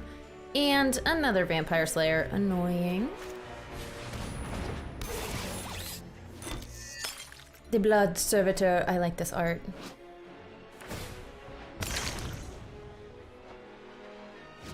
They won't fall for that twice. Love this creepy wedding music. Ugh! Sore arm, but if that's my only side effect, I'm not mad at it. Shall we make them sacrifice a creature? I guess they'll just sack the Blood Servitor, whatever.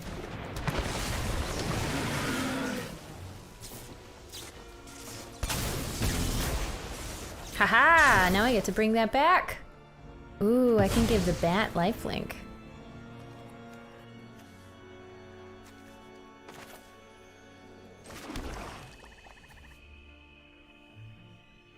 Let's see. If I swing... They're tapped out. I can gain 4 life. 5, 6 life, and then I'll play the Panicked Bystander.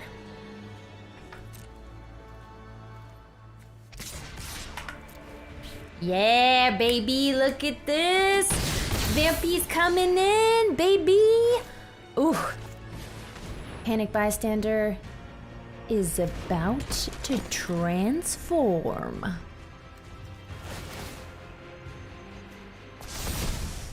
Yeah, Cackling Culprit. I can pay 2 for it to gain Death Touch. I think I got this one. What do you think? 38 life and 6 creatures? Feeling pretty good.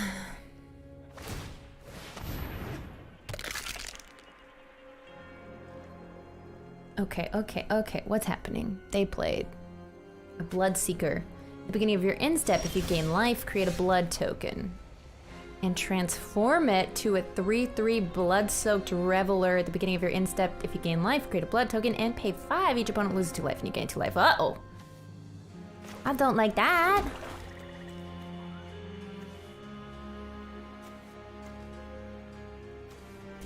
So if they team up here, they'd have to put all their stuff against my Cackling Culprit.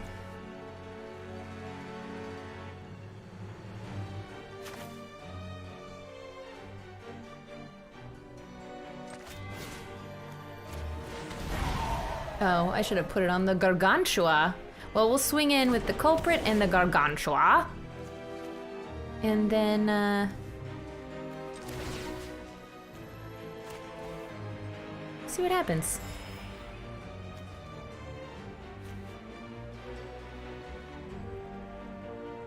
So they've got the 2/2 in the air.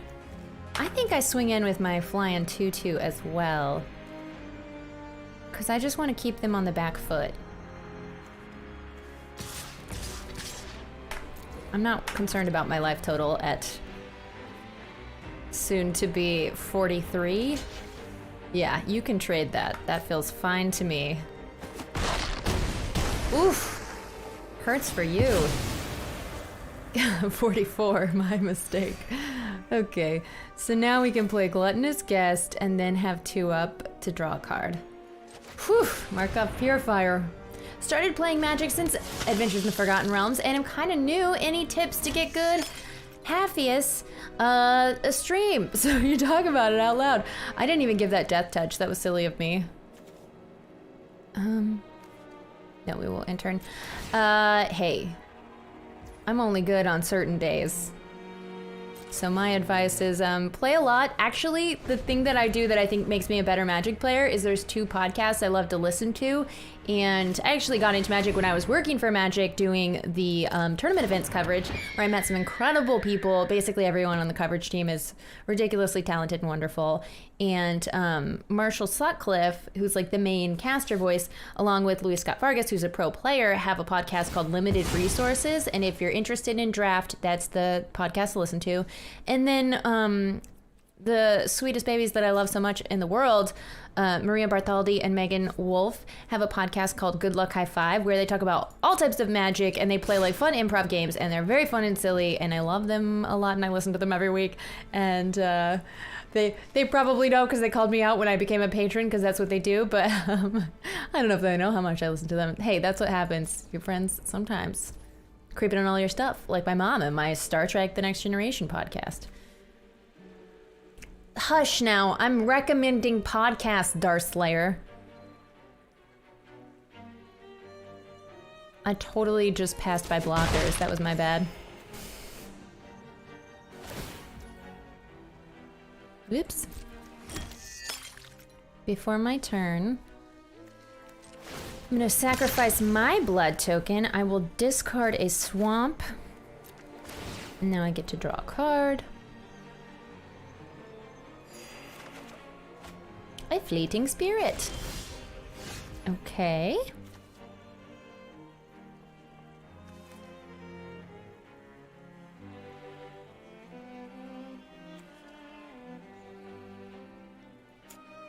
I'm going to activate the Cackling Culprit to give it Death Touch. It's already got lifelink. I'm gonna make it a 4/5 by tapping my Traveling Minister, which gains me 1 life. And now that I've done that, my Markup Purifier allows me to draw a card at my instep if I pay 2, because I gain life. The Rot-Tide Gargantua will not die, because it's a zombie, not a vampire. They've got Vampire Slayer.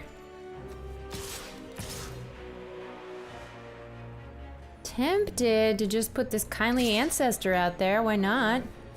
I mean, like, let's just... What am I afraid of at 45 life? Why are they still playing? They should have scooped a long time ago. The set is quite complicated in terms of building decent decks. You know what? Yes and no. I feel like you just gotta play a little bit and then you're like, okay, this is a hard deck, or hard set, but I get it. Like, I made some first time, never had played Magic before friends that aren't necessarily big gamers play Commander pre-built decks from Adventures in the Forgotten Realms, the same decks that were on my Game Nights experience. Thanks for asking about that, Chewy.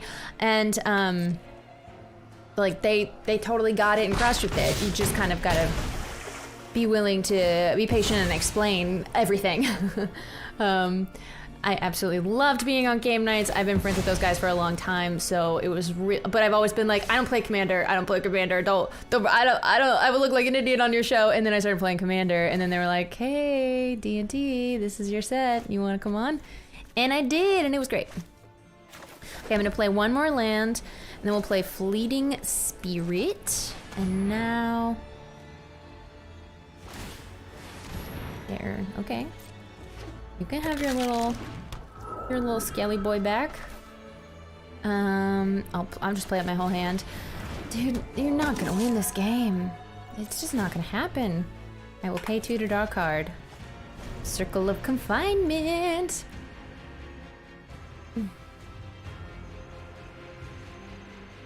They think they're gonna ping me to death by paying 5 mana each time. There we go. Those maze thingings were quite interesting. Oh, yeah. dungeons.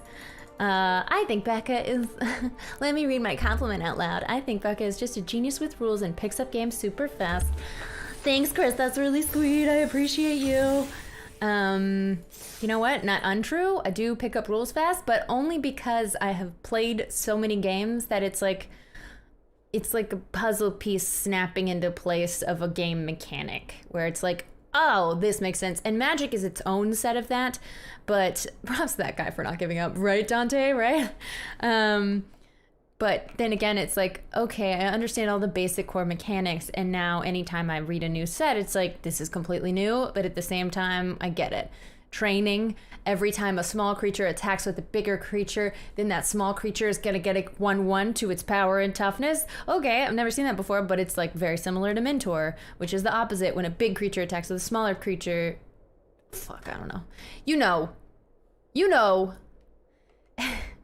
The counter goes on the... What does Mentor do? Don't start talking, Becca. It never ends well. Hey, we got one win that took us 3,000 hours. It made sense, Becca. Thanks, Sophie Cake. Yeah, in board games, you've seen some of the types of mechanics, right? That's why I'm always like floored when I find a new mechanic in a board game, which usually, I mean, that's why I like IV Studios games so much. They have 3 games out so far, and I think they're all fantastic. And they're always like, oh, I haven't seen this before. Adds the counter to the lower power creature. So does training.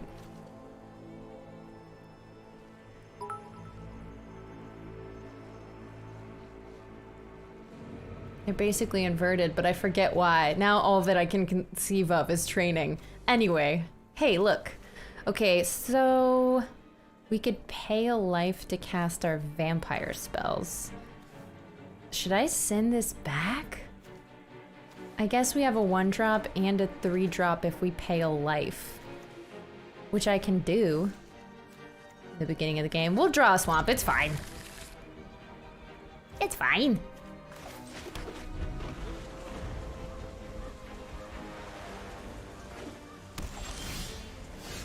One needs smaller creatures to enable, one needs bigger creatures to enable. Thank you.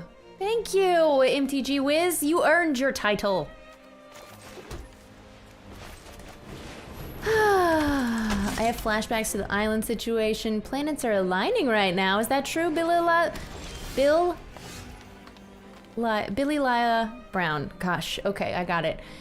Play lots of formats and find a good group of people who help figure things out. You can screen share on Discord and talk about plays.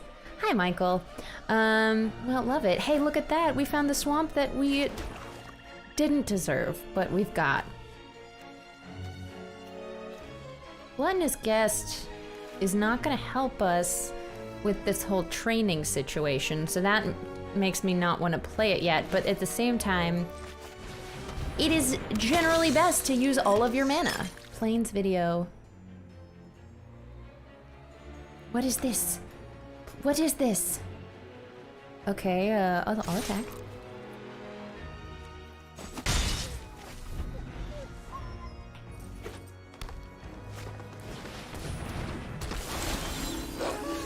Oh my god, okay. Okay, you peel it back, and there is a fiery doom behind. Oh my god. Click that link, y'all. Yeah, Mischief is a company that makes some cool secret lair stuff. Weaver of Blossoms. Add a mana of any color or add 2 mana if it's night? No. Oh, but adding the Cigar's Imprisonment will not stop that power. Yikes. This bad for me. It's just always gonna have the mana ability if I remove it with Sagara. Ah. Okay, I think I play out more of my creatures then.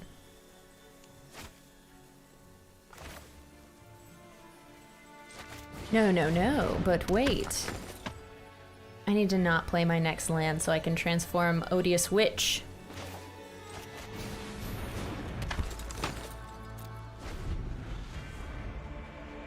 It's a pain land. What's the best looking card so far? Well, currently out on the battlefield, I would have to say that's Glidness Guest. I mean, look at this side boob. Love a good side boob. Dormant Grove. Alright, this is a painfully badass opponent. A little worried about that. Vigilance. Other creatures have vigilance. At the beginning of a combat on your turn, put a counter on target creature control. If it has toughness 6 or greater.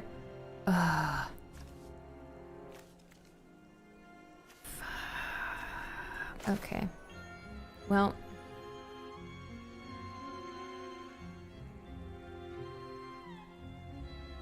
We're going to stop this mana dork from being able to block. We're gonna swing with everything. And then we're going to crack that blood so that... Oh no, we'll do that now. Discard a card. Fuck.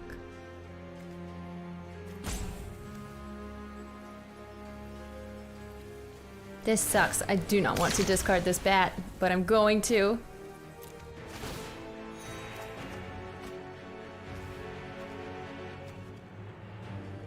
Instep.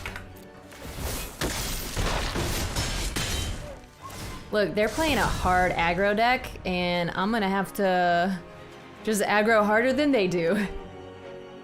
That's right, 3 life.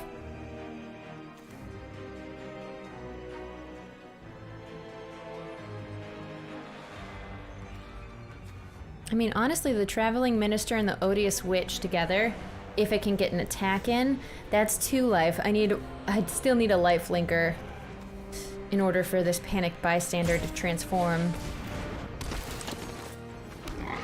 Okay, they got some blockers. And they're playing them all out. Yikes, okay. We are missing a land. So, just gonna have to play some stuff out. Oh, why am I doing that pre-combat? I don't even know if I'm attacking. Vigilance. Okay. They could just put the boar against my trainee and they'll both die. And then they wouldn't block with their rural recruit. That's a bad plan for them. I'm in trouble because that Dormant Grove.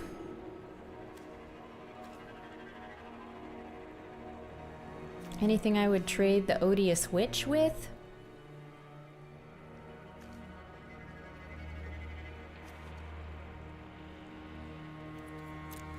I'd rather do it on their turn. Blockers get more decisions. How are you liking the set, Becca? I'm liking it a lot. I mean, they say it is more Prince than Pauper. Like, the good cards are really good.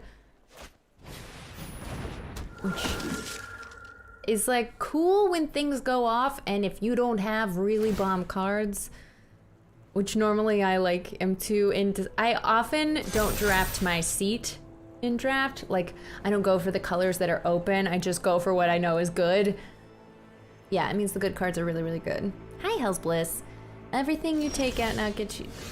You take out now, you get to take out before they add 1/1 counters. That's a really good point.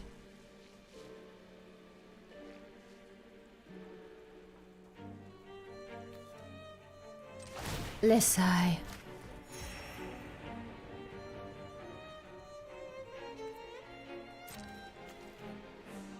Well, a 3 is gonna kill all their stuff, so let's go ahead and do some training.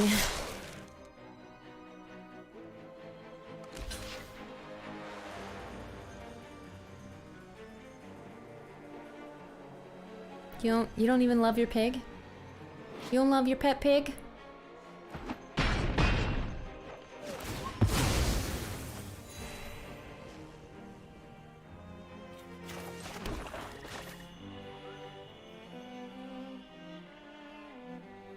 Should I exploit? I would like them to sacrifice anything. Oh, but they've got the Weaver of Blossoms. Ay, ay, ay, ay, ay.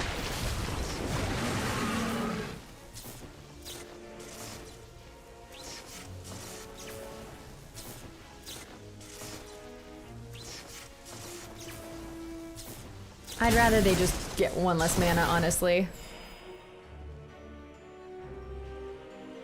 There you go.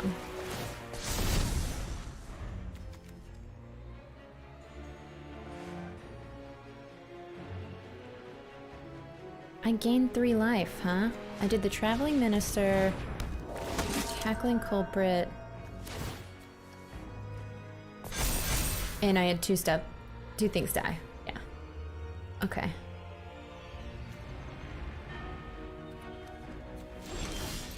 That was pretty sweet. Good job, me. So they played a Drog Skull Infantry. Dormant Grove is fucking broken. Can't you exile Weaver? Yeah. Which I did.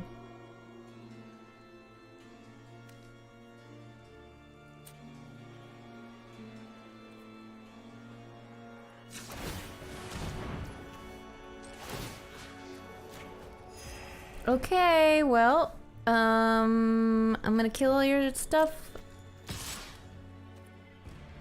I gotta go for it. I've got more life total, so let's just go hard. I got a 4/5 with Death Touch, and I got a 5/4. They gotta make some decisions. Can't you exile Weaver? Oh shoot! I always forget Sigarda's enchantment has more text. Out of sight, out of mind. I have never once used it to exile. Thank you so much, Fire Shrine. I will do that next time. Chewy, I still do in-person board game playthroughs. You can find them on my YouTube channel. Good Time Society. And gonna be doing a lot more soon. I've been doing a lot of remote playthroughs with people, but just working on getting a little studio set up to do some more things. Alright, I accept this trade. Please do not have a combat trick. Please don't have a combat trick. Please don't have a combat trick. They have a combat trick! Cool for you. Okay, board's thinning out, and they've still got these Dormant Groves. I think they are getting ahead.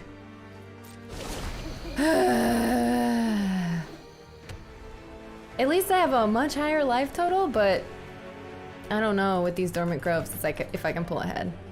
As soon as they put enough counters, honestly, they should put a counter. They could transform the Dormant Grove right now. They could pay 5 mana for Unholy Officiant to have a very expensive counter, and then they can put both of their Dormant Grove counters on Unholy Officiant, and then they have something with a toughness 6 or greater and can transform. Or that, or the Disturb Aura. Yep, that's how you do it.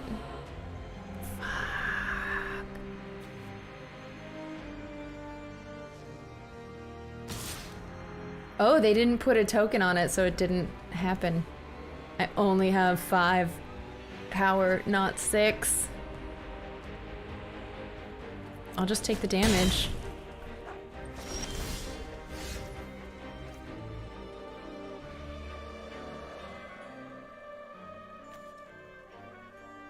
Even if this was transformed, it still has a mana cost of 4 for the Dormant Grove, so I have to do it on the Unholy Officiant.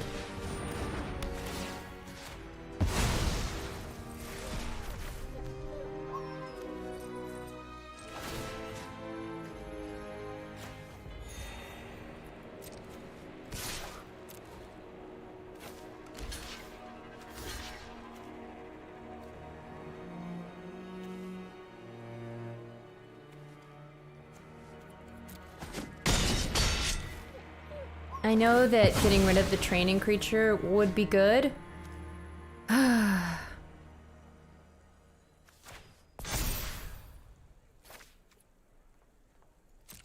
But because they're just trying to get to 6 toughness. They have 3 of those? Are you freaking kidding me? But they're 1 away from transforming still.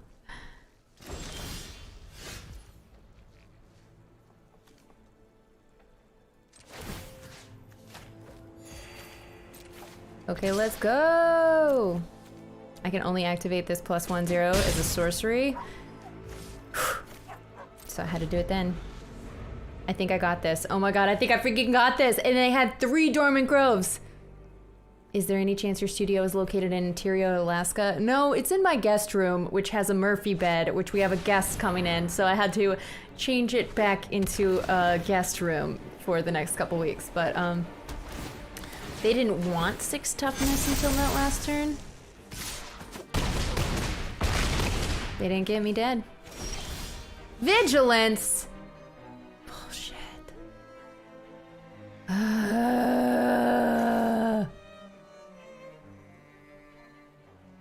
How am I gonna get him dead now?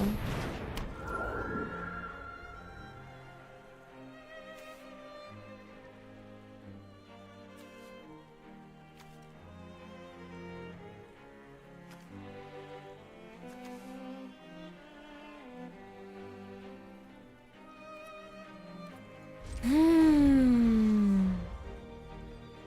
3 pings is all I need. Yeah, okay. Well, now, I will not sleep on Dormant Grove. I think I just learned to ignore green cards because of the last set I drafted heavily. I don't even remember what that is right now.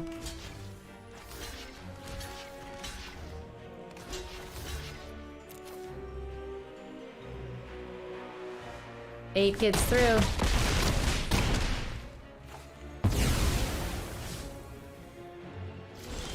Oh, I gained life.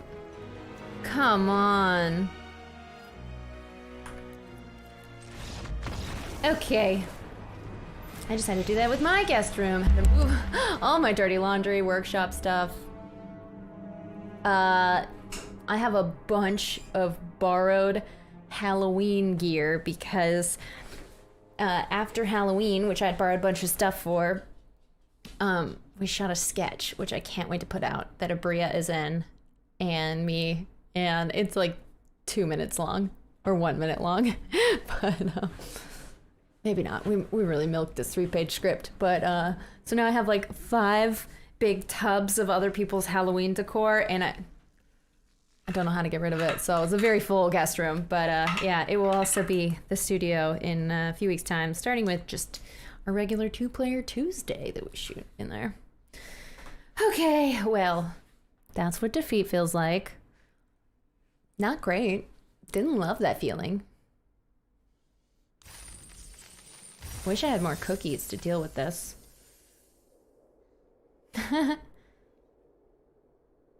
I see.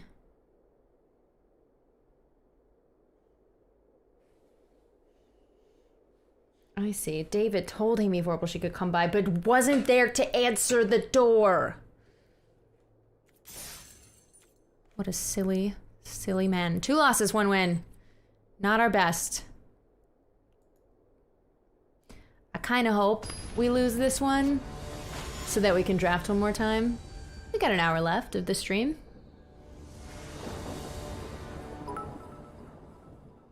Oh, sorry, Watacan. Yeah. No commands in YouTube chat. I don't even know if you can do that. Can you do that? All right. No white mana. 1 drop, 2 drop, 3 drop, 3 drop. But we can't cast any of our stuff. I am so upset to mulligan. I hate to mulligan. Now this is too expensive, but we'll keep. Honestly, I think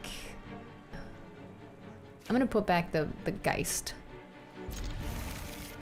Costs 5 mana, and I'd rather have Bleed Dry.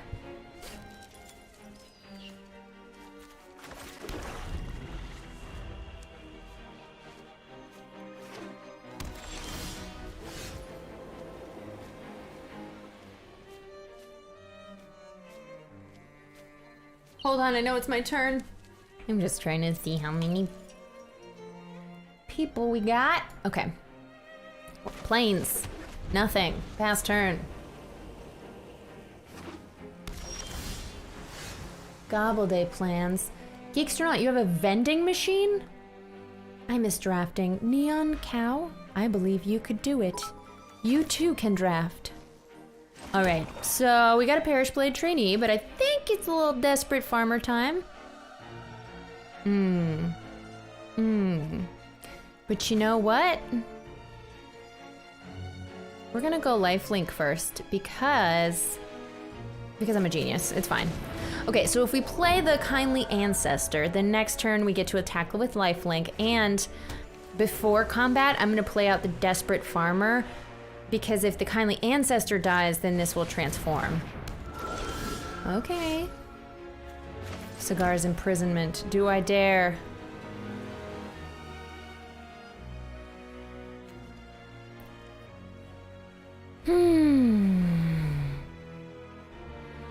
I only have 4 mana. Nothing is efficient here.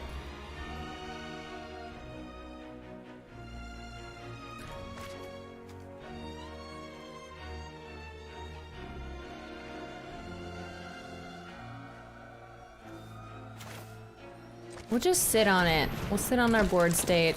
No attacks, because they would gain life as well. And then next turn, they shall be imprisoned. And I will remember that there is additional text. I could pay 5 to exile it. I can't believe I never did that. Mana!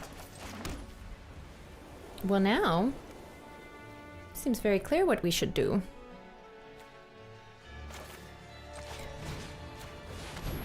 Okay, they got a counterspell. Card for card, there we go.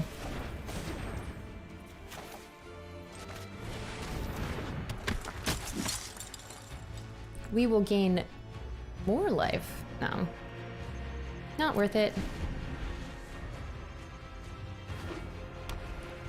Counter spells are very good in this set. That's why they're just sitting back. Ancestor's Embrace is such a pretty side of the card. We got Grandma knitting a little cape, and then us wearing the cape. That's really cute.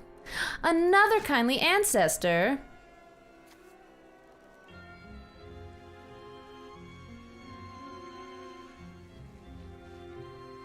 They've got... I can't play Bleed Dry until... until they play another, something.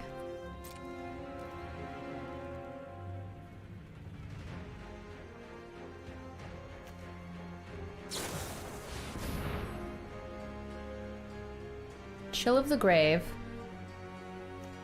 Tap target creature, it doesn't untap during my next instep, and they draw a card. Great.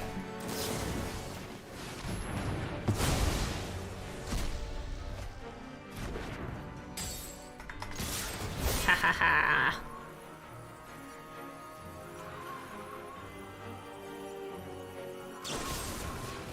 Cleave! Jerk. I still got to train. He taught me with his dying breath.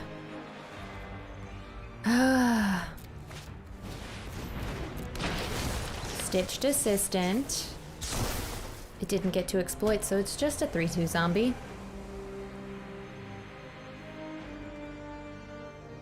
Hitting the gym! The cards or you are? These are hauntingly pretty Ancestor cards, I agree. The trainee, pretty cute, pretty cute. But not as good. It's hauntingly beautiful is the right word. Stitch Assistant is spooky.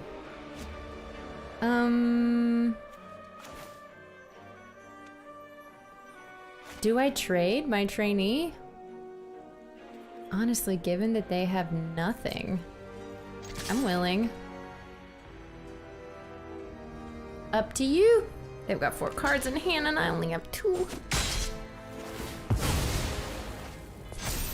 There we go. Okay, we got a board state. It's not nothing. 5 damage coming at him. And lifelink. By the power. Oh no, the Shield Basher gets indestructible on their turn. Bummer.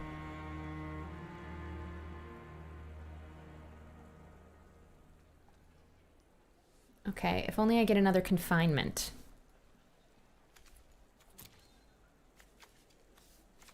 Imprisonment. I could handle it. So long as they don't have counters open. You have nothing to do here. No, don't flood out. Okay, well... only when it attacks does it get indestructible, so... it's not a good blocker for them right now. Ouch. Rude. Okay, we gonna clear this board? What's happening? Ay, ay, ay, ay, ay. It's already got lifelink. I don't need to give it more lifelink. Damn it! Curse of the Vampire can get rid of indestructible. Mmm. Oh, they have a max hand size of 4? Inspired idea. Draw 3 cards, and if you don't pay the cleave, your max hand size 4. Alright, they definitely...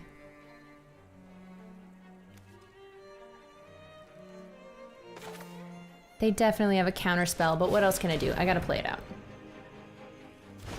Okay, maybe they only have Syncopate.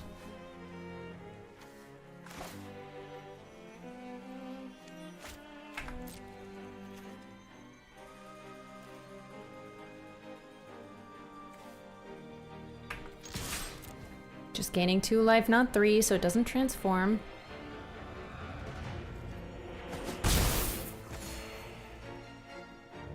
I'm gonna wait until I have the potential to get damage through before I cast Ancestor's Embrace. I can't block this.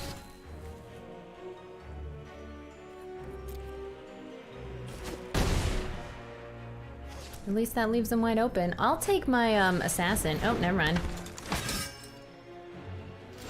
Griff Rider's a great card.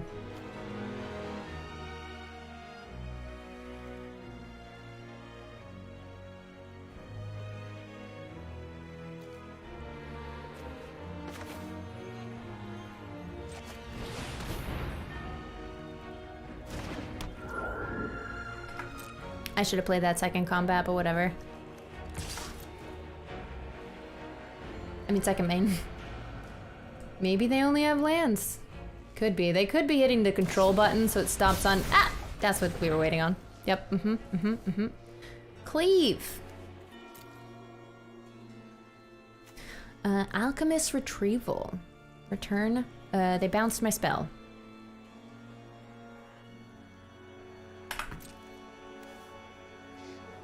Shoot. Oh, never mind. If I had to tap this, it wasn't worth paying the land for Nebelgast Beguiler. Ugh, shoot, that's such a good enabler. The Griff Rider with training along with the Shield Batcher that's a 4/2. Ugh.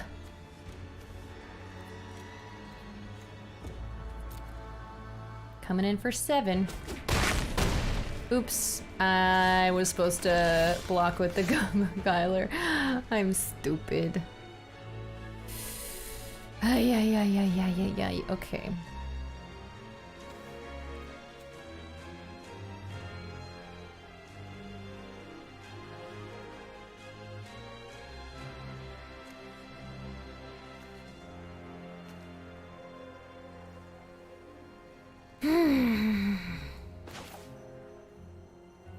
I'm gonna give lifelink to the bystander.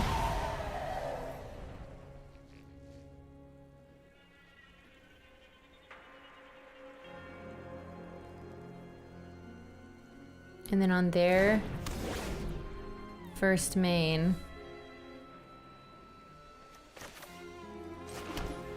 I will use Nebelgast Beguiler's ability to tap their Griff Rider.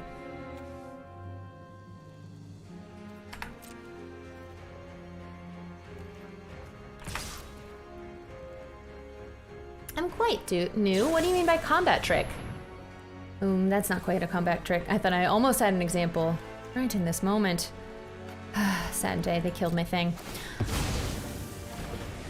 Combat trick means you play an instant speed spell, so they all have the type of spell in the middle, like a creature or an instant.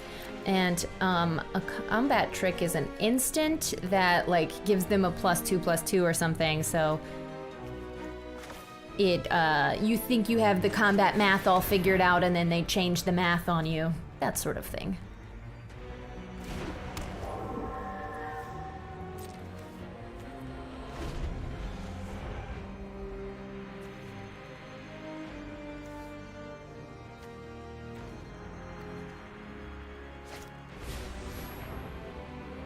One zero in vigilance.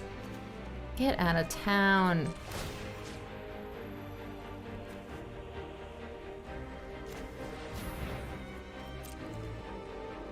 I don't know the best way to do this. Oh, fuck. Uh-oh, they just got vigilance. But they were already tapped. Haha.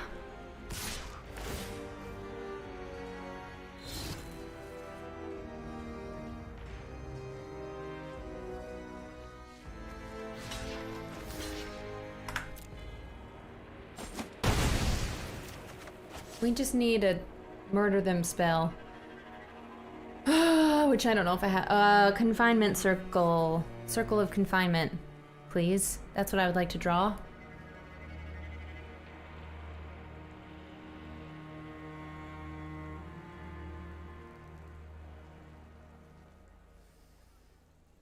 Hello, Ghazi. How you doing?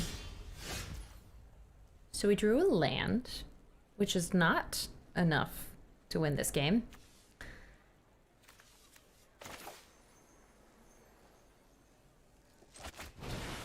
We gotta leave one white mana available for the Nebelgast.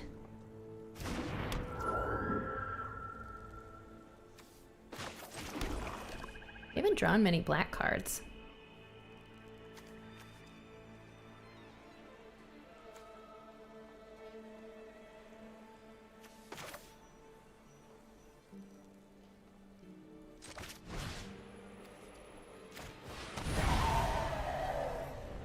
I think that I don't use the Beguiler's ability right now.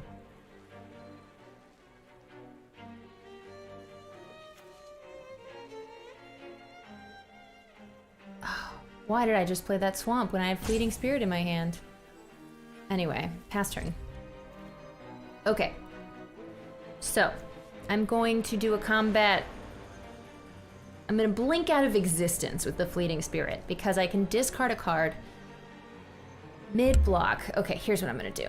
Nebelgast Beguiler is going to tap the Griff Rider. Doesn't matter that they have vigilance if I have the ability to tap them. Even though I wish my lifelinker could block, it's fine. Before we pass to combat, pay 1 to tap the Griff Rider.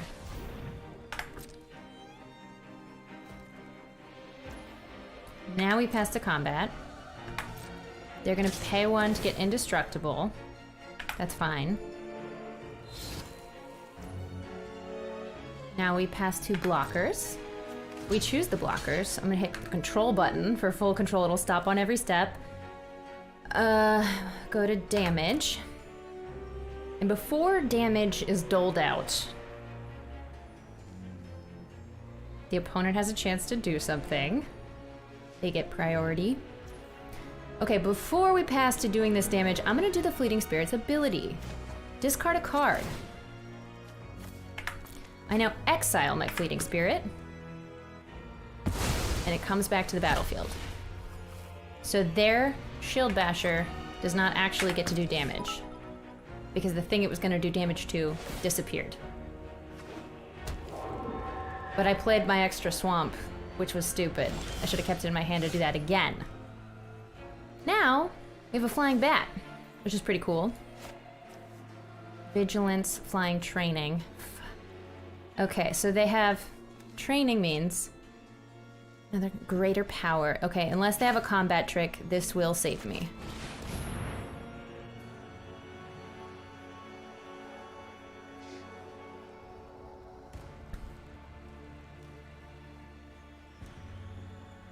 What is in their hand? They have a blue spell that they think they can cast. Okay. So I have to keep the Beguiler untapped. The fleeting spirit can attack. We gotta get in for 3 here. Maybe they have a kill attacking creature? No? What? Do they just keep it on full control to be a dick? What is in their hand? I'm stressed. Calm down, Becca. It's just a game. It's just a game. Okay, their turn. Before we pass to attackers, I can kill their Griff Rider and it's not gonna gain anything. So, if they attack with their Shield Basher into me, yeah, they're just gonna need 2 combat tricks. So I can separately block and it should be fine for me. Sure, you're indestructible. They have a combat trick. They have like Adamant Will or something. Cancel. Oops, pass to blockers. Bat and Griff Rider can trade off, but more likely they'll spend their combat trick and win combat, and that's fine. It is what it is. Steph Woodward rating with a party of 35. What up, Steph? And hello, Stephalites. Stephlings. Oh, you have turned yourself into a 5/5 serpent with a serpentine ambush. Well, the least I can do is tap your thing. Mid-combat, which does nothing. Oh, it can gain first strike. That's cool. Well, my bat died. But they also spent their serpent card. And now, it's my turn. I did not want to draw that. Do we want to just do 2 damage? I don't think that's worth it. I think we gotta keep doing tricks. Or I could take 8. You know what?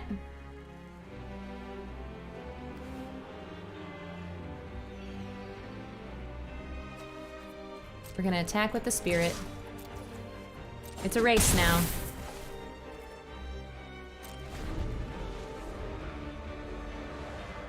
And now we'll just never play this Plains, because if they ever try and kill my fleeting spirit with the spell, what I can do is discard that Plains to exile it. Then they have nothing to hit with their spell. Enchant creature. X, -X, X is the number of cards in your graveyard. That's not even useful to you. Except for not getting me lifelink. They just want to mill cards, I guess.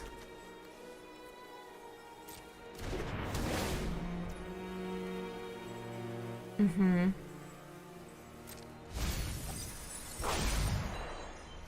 Are you kidding me? They put 2 cards into their graveyard and both of those cards could be cast... had a, like... I can't explain disturb in a few words. Okay. Fudge. 1/1 and flying.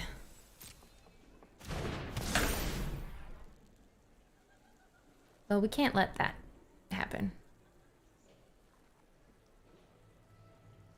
So before we go to combat, I will use my tap ability to tap down the Estwald Shield Basher.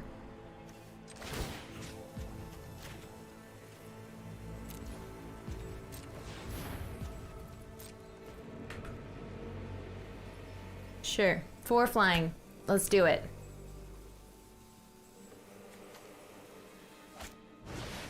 Oh, permanently -X? I thought it was till end of turn. I see what they did here. Okay. You're a trash person, Fibblethip. That's what their avatar's name is. I know they're not a bad person just for winning magic. I just get angry.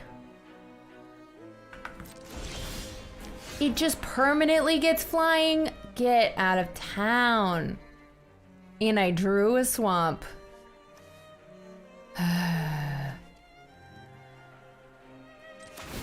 This is literally all that I can do.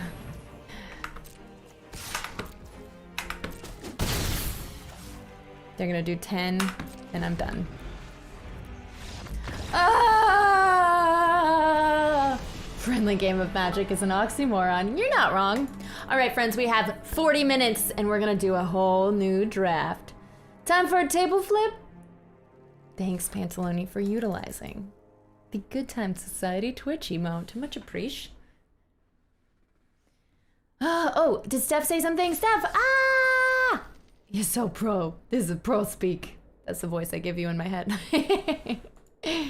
Oh, goodness me. But you know what? The beauty of magic is even if you have absolutely no idea in hell what I'm doing, that's some dope art. You know? You know what I'm saying here? Anyway, welcome on in, everybody. Glad to have you here with me. My name is Becca Scott. And for the time being, I stream every Thursday. It's 2 years we've been doing Save Point. 2 years. I mean, I guess not quite, but started sometime in 2020. It's more fun picking cards than playing them, some say. And guess what? We're about to do a brand new draft where we're going to pick all new cards. And you can shout at me as much as you want, which is the prettiest card you think I should pick. And I probably won't see it because it's a time draft, so it's hard to look at chat while doing it. But other people will agree or disagree with you. What is your least played color? Probably blue. I used to play a lot of blue in standard because I like it when I know exactly how to play it because I'm net decking that deck from a pro player. But blue is a card that requires patience. Like just playing a counterspell requires you to just leave your mana unspent in order to be able to play a counterspell during your opponent's turn. And I am not a patient person. Fun fact though, the bird tattoo on my foot that I got New Year's when I was 21 years old, I almost tattooed the word patience on the bird because that's what that tattoo means to me. And I'm very glad I didn't because it's the only tattoo I don't regret. But cannon fodder is great, but not pretty. Black cards matter. Pick the best card, pick the best color, quick draft and take your time. That's true. But am I getting better at draft? Am I going to be competitive when I go pro if I don't practice time draft? Are robots, because quick draft is against robots, not real people, and are they going to pick the cards that I would want, or am I just going easy on myself? You're allowed to have one patient foot, doesn't have to extend to the rest of you. Go for a crazy rainbow draft. No, Charlotte, you don't understand how valuable these gems are. This is my first time on Twitch, and I don't know anything about magic, but this is excellent background noise. Tim, that is all I want to be for you, is excellent background noise. Remember Loaderbot? What does that have to do with anything? This is Marth. What? Well, Tim, I am so pleased that I get to be your first Twitch experience. Look, it's a lot of people playing games and talking to themselves. Pick the cards with the most valuable names going by Scrabble scoring, so the Q's and the Z's are prime real estate. That's a really fun way to draft. Oh, goodness. Hello, Justin. I know you from the Learn to Play videos. Oh my gosh, Tim. I am so happy to hear that. I'm also doing more videos on my own channel, Good Time Society, if you want to give a follow over there on YouTube. We have a bunch of board game content and excellent background noise is the name I used to dance under. Geeks or not, it's not your first day on Twitch. You've been here for literally years. Years you've been here.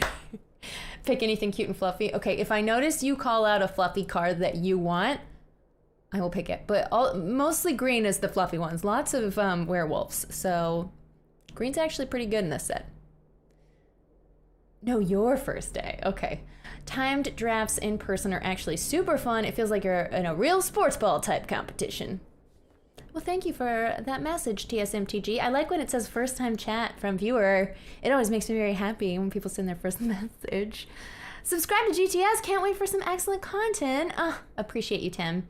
Yeah, and we're going to be doing more in-person playthroughs coming up soon. As I was just talking about, I have I got cameras finally. Instead of borrowing them per shoot, I actually have my own cameras, which is the one thing I needed to film more consistently. So we're going to be doing more in-person board game stuff. Time pressure can turn coal into diamonds. I see what you did there. All right, well, I could just talk to chat all day, but we got to play more Magic. So let's claim our prize, which is a pack with Sexy Soren on the front. Let's open our packs real quick. Okay, so this is the real clutch digital design. Is make it feel like you're ripping open a paper pack. real tangible. What's your favorite board game? Hard question to answer, but to what Tam was saying earlier, Betrayal at the House on the Hill, best Halloween game, hands down. At one point, someone in your group, you're just exploring a haunted house, and then someone becomes a traitor, and they have to like go in the other room and read their conditions for winning, and you're against them. Sometimes it's a team, but usually it's one person.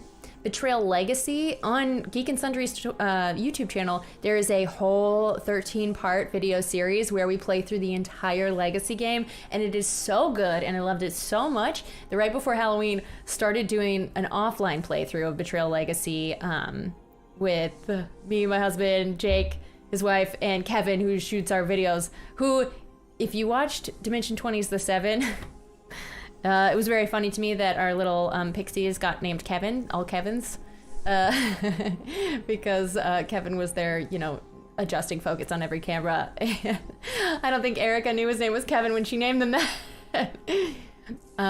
Love Betrayal, even though some of the scenarios are broken. Here's the thing with the Legacy version, though, because it can be broken, because sometimes it'll be like, you need to get to the basement, and you never find the basement card, or like someone will just automatically win because the conditions were already met. In the Legacy version, it always has the prime setup.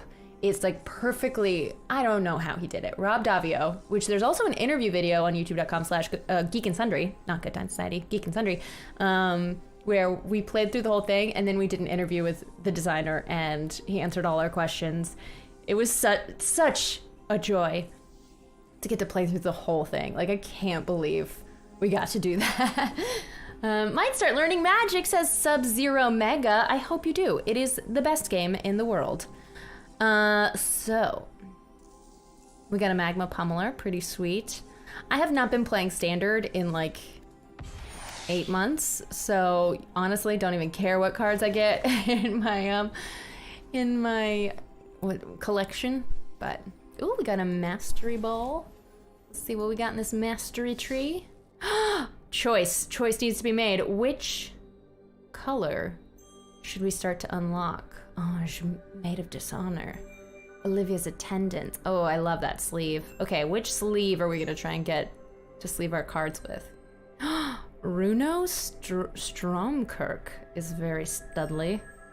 Edgar Markov, this is the groom in this wedding that the whole thing is themed around. Targi's pretty cool for 2-player games. Targi! Yes, there's a digital playthrough on 2-Player Tuesday on Good Time Society. I think you were there, Justin, but I loved Targi, and I felt really bad. I just like ran away with that game. I didn't feel that bad because he's won the last 2 weeks, so. Oh, by the way, no 2-Player Tuesday this coming week because Thanksgiving week is vacation. But we are still doing our role-playing games because we pre-taped. Do you get a magic girlfriend included? I don't know what to do with you, Sub-Zero. You can pretend that the woman on this attendant sleeve is your girlfriend. Do you like being negged? I'll take a look at Targi and Patchwork. Patchwork's okay. I say look at Targi. Patchwork is, maybe I just, when I played, was not used to roll-in rights, and I was like, where's the competition? And maybe I've grown to like roll-in rights better now. But actually, what was that? Fleet the Dice game was a pretty complex, intricate roll-in right. I enjoyed that, even though I said while playing, I think that I didn't like it. Sad face. Aw, hey. If you're nice to women people that play at your local pre-release, you might get a magic girlfriend. It's not included. Nothing includes a girlfriend. Do I play the physical TCG? I play some Commander with friends sometimes. Yeah, Commander is a singleton format where you have one commander, a legendary creature that can be cast from your command zone. Been playing a little Commander with friends. Alright, I guess we're getting a Mind Leech Ghoul. Because I want the attendance. What would I actually play with? The Blood Petal Celebrant's cool.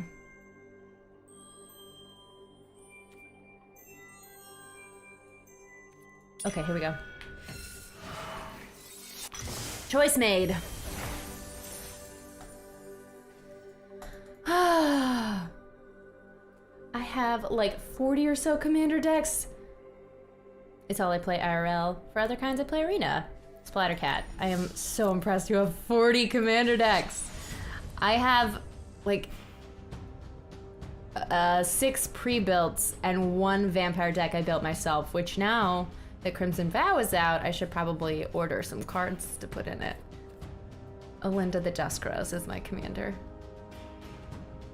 What am I doing? Premiere draft. Here we go. Party on. All right, chat. I love you.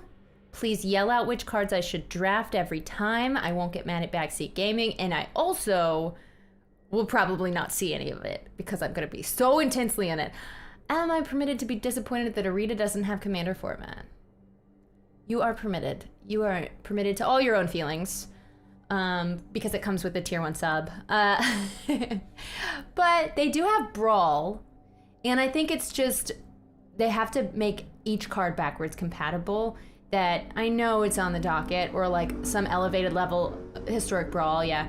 But that's just so much programming that they only can do 1 card at a time, and they have to make that card be able to interact with every other card. So like, I'm amazed that this program flows as well as it does. Anyway, game time. Oof. Stretch. I don't know if I'm sore because I get really tense playing this game or because I got my booster shot yesterday and I'm just a little achy all over. Probably both.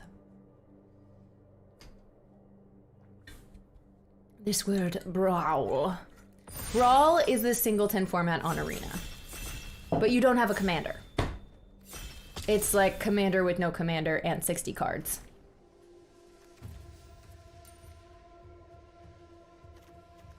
Edgar Charmed Groom. Done. I guess we're playing Orzhov again because this card is bonkers. Vampire Noble. It cannot die. Basically, if it dies, like the only thing you can do is exile it, which I guess there's that white exiling Cigar's Imprisonment is the only way to deal with this card. But otherwise, people are effed. If you can't deal with it, when it dies, you just make 3 1/1 vampires, like 1 each turn, and then it turns back into its other side. So that's bonkers. It's rated 4.5, you can see there. In fact, let me just make screen a little bigger here for you.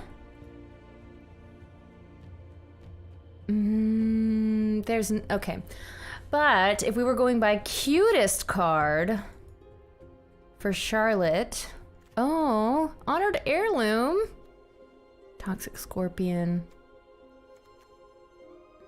They're covering up some of the art with these ratings, but oops, don't have a cutest. Undead Butler. When it ETBs, mill 3 cards. When it dies, you can exile it. When you do, return target creature card from your graveyard to your hand. That's okay. Lantern Bearer's pretty dope. Because you saw how they milled those cards and then Abrade. Do we play Mardu? Abrade is the best card in this pack. Cloaked Cadet Training. Do I split my attention and just take the best card in each pack? Honestly, like, yeah, I think I do. Training, when 1 or more counters are put on humans, draw a card once each turn. This is a tough choice. I'm already definitely in black and white, but do I splash green? Is it a bad idea to play more than 2 colors in this format, period? I mean, I guess we can find an evolving wildland and like really prioritize grabbing that. Blood Tithe Harvester! When it ETBs, create a blood token. Sacrifice it, target creature, so it's a removal spell. X is twice the number of blood tokens you control. So it's also a removal spell. Pretty sweet. What else gets us blood?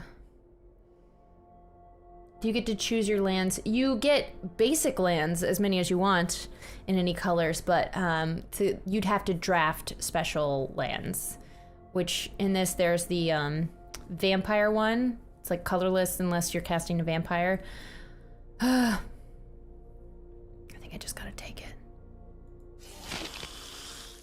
And there's Evolving Wilds, and that's pretty much it.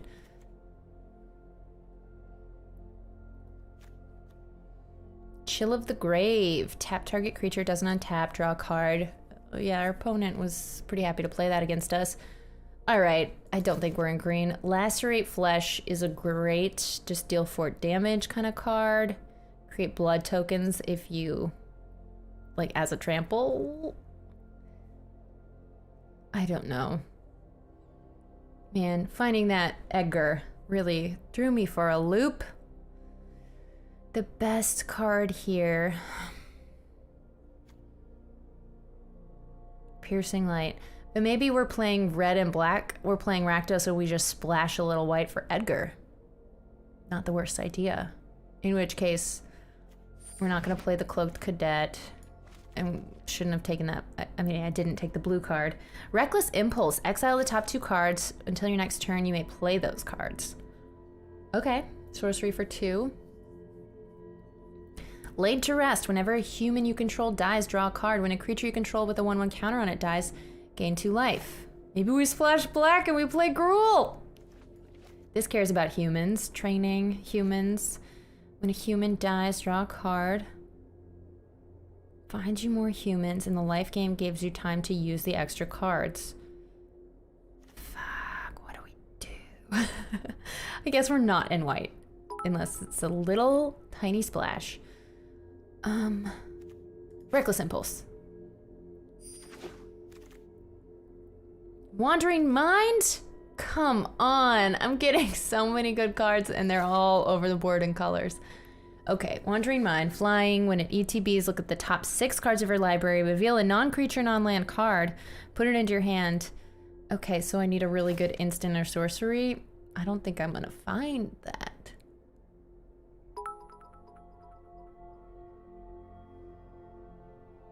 This has been fantastic every time I've hit it. It gives you the 2/1 flyer to boot.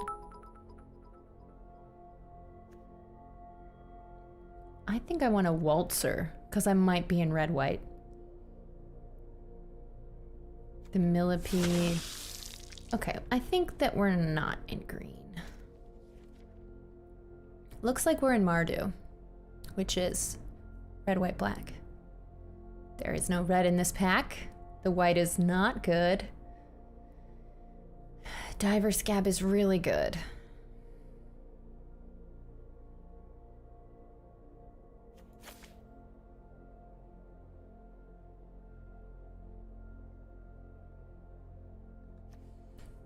Massive addition to the board will swing things dramatically when you get a good exploit. Not only do you get a 3/5 monster, you get to trade your worst creature to get their best one off the board. Okay, Piercing Light, aim for the head, point. I think these all suck. I'll take Piercing Light.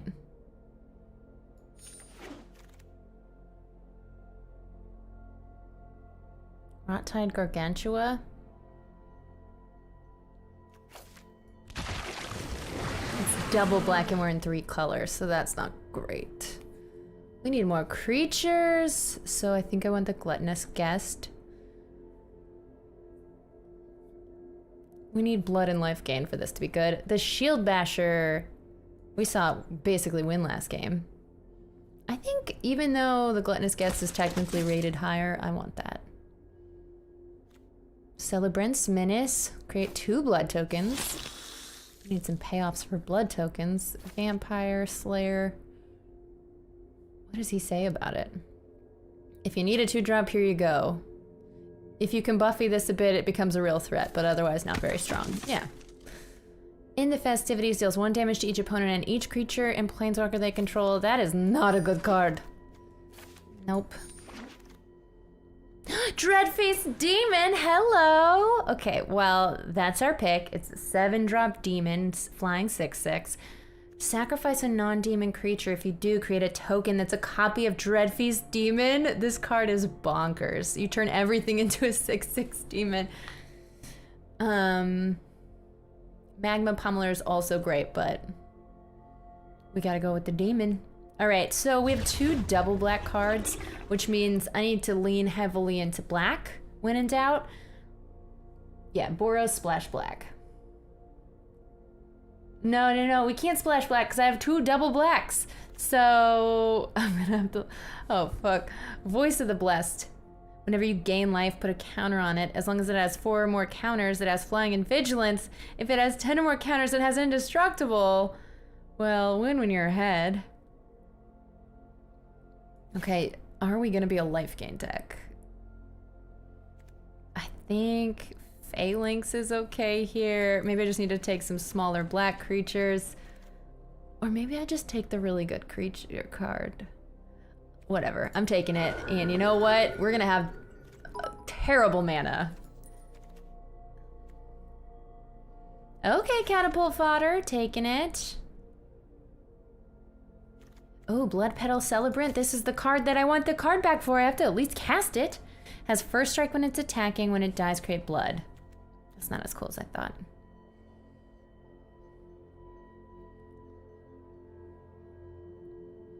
The wolf's not helpful because we don't have wolves. I don't know, maybe we just lean into blood a little bit. Or I listen to my own advice and get the Catapult Fodder. I've got a lot of 2-drops. Let's go with the 3-drop. In fact, I don't even have a single 3-drop.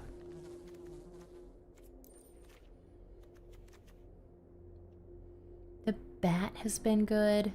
I've got some blood to go with Ragged Recluse so it can transform into a 3/3.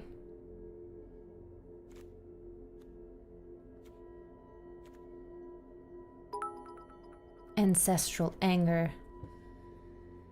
Nope, not good. Okay, well, I really like the bat as well. Maybe we need another flyer, actually. I'm gonna go with flyer. Evolving Wild's done. Yeah, none of... Ugh, Bleed Dry, though? Fuck. We gotta take the Bleed Dry.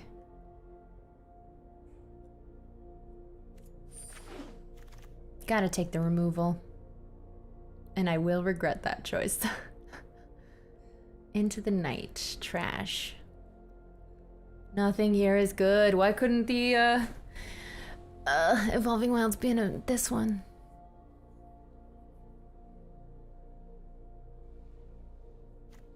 I'll take the wolf, I guess. Oh. Oh, Bloody Betrayal?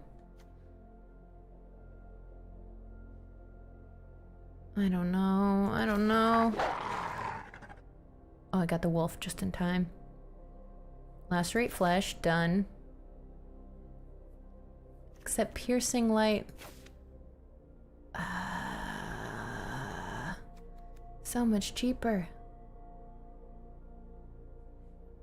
Oh, it's only during combat.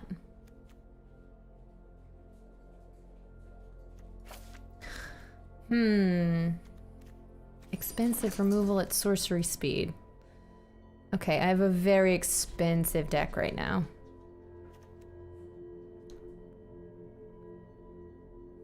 Let's just take the Olenbach Escort.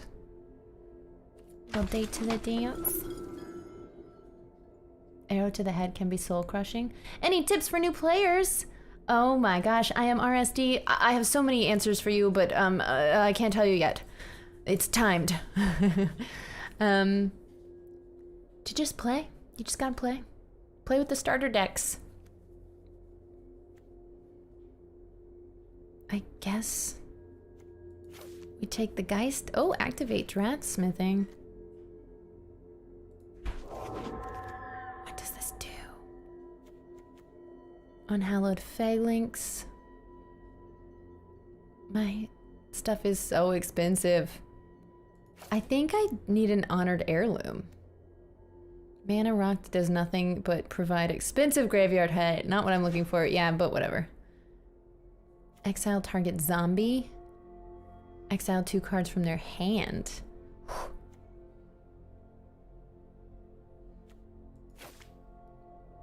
I don't think I'm gonna play this.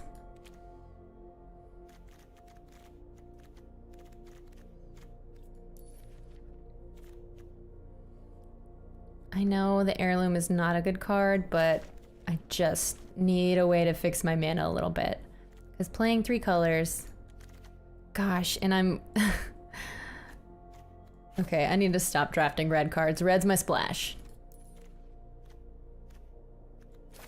Not playing any of those.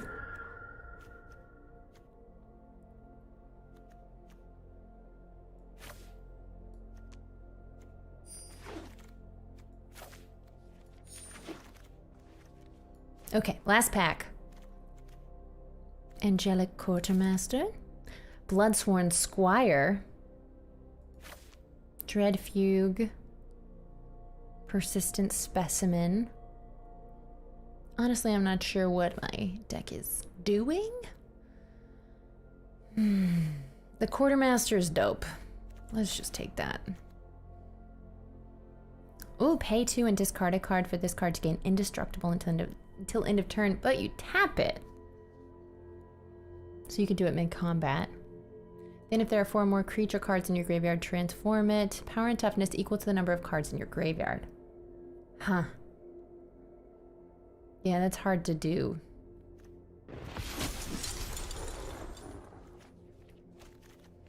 Okay.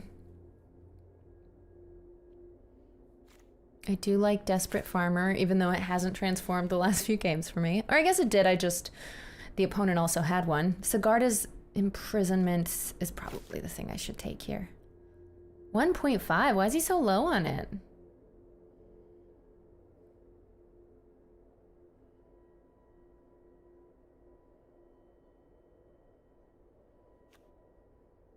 Ten seconds. What do I do? Not a single pack song pup. Cutest card. Uh-oh. Ah! I know Desperate Farmer's great and all.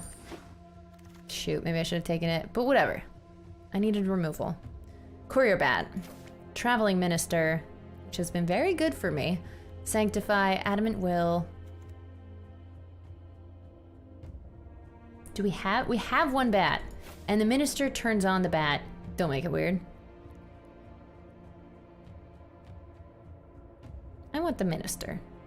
Lambholt's Recontour. Whenever you cast a non-creature spell, it deals 1 damage to each opponent. Okay. Yeah, I don't have a spells deck. Gosh, I have a lot of low-cost white cards. Perhaps too many. Blood Petal Celebrant, you came back to me! Blood Servitor. Mind Leech Ghoul, no. Foreboding Statue! I love Foreboding Statue, and it gives me mana! Done. There we go. There's a little mana fixing in a dope creature. Gift of Fangs! That's the name of the card we were trying to figure out earlier. Okay, so... it's removal, and -2/-2 unless they're a vampire. I think that's probably a good choice. Blood Petal Celebrant, again, is awesome. We're a little short on creatures.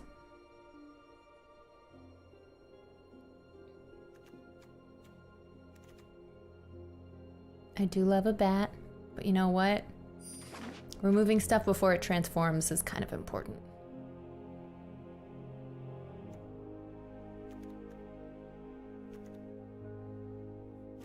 I guess Kindly Ancestor, or maybe the bat? You know what? Lifelink is great, and I think we have some stuff that cares about gaining life.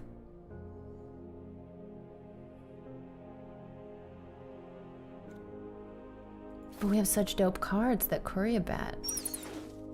Oops.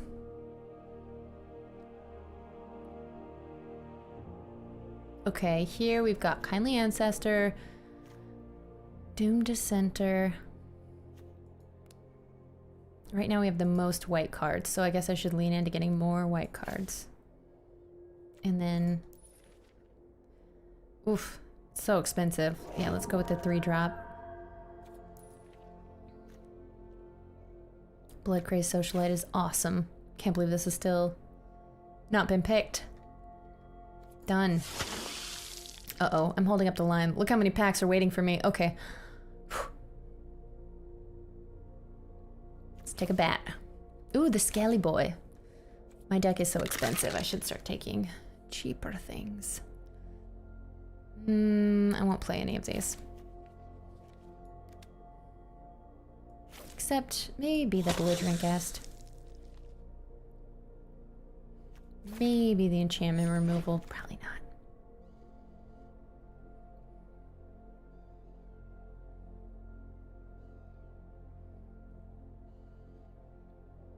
Take a Mind Leech Ghoul. I will not play that. Let's just take the blue card. Okay. Gift of Fangs! That's right, it could be a pump spell for us. Alright, so, someone asked, how do we get good at this game? Top 3 pieces of advice, go. Teach me how to play. I am.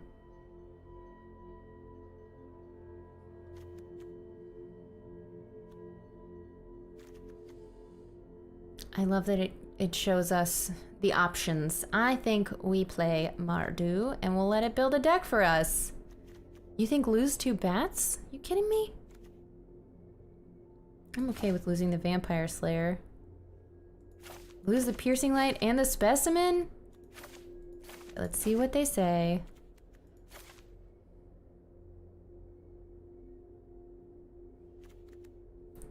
And they want us to add in 2 cards. Reckless Impulse, exile top 2 cards of your library. You can play them. And the Belligerent Guest. Honestly, yeah, that's a pretty good curve. Lose a mountain, gain a swamp.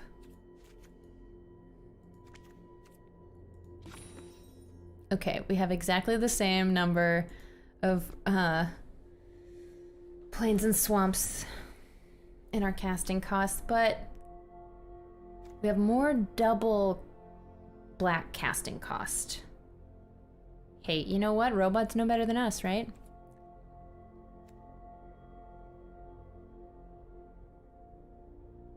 I wonder if I want Persistent Specimen more than the Escort, but I guess that really depends on how many exploit creatures I have, and also, oh my god, I bet it's 3 o'clock. 2:53. Only 2. Okay. Let's just try this. Because we're only gonna have time for 1 game. What would Becca do? Great advice. Every time I go on Arena, I try and do the challenges and get frustrated because I don't understand it all. You know what? My, stomping ground, I had to learn how to play Magic from watching the high-level tournaments backstage getting ready to interview people. And you know what? Not the easiest way to learn. And I think that if I wasn't working, I may have just gone home and cried. But that is how I learned, and I think it really cemented in me a true love of this game. That's why I try and narrate a lot, because when I watch other streamers, if you're not putting your full attention on it, it's really hard to understand what's going on. So that's why I try and over-explain. And we don't have any black mana, or red mana. So this hand is useless. Sending it back. Okay. We can't play, now we don't have any white mana, but we do have enough to play the Blood Tithe Harvester, and then on turn 5 we can play these Celebrants. So we'll just cross our fingers that we draw a white land. And oh my god, I'm so mad I didn't put that artifact creature back in. No, I do. Okay. You know what? I'm putting back a swamp. What if we never get a second one, though? It'll be fine. It'll be fine.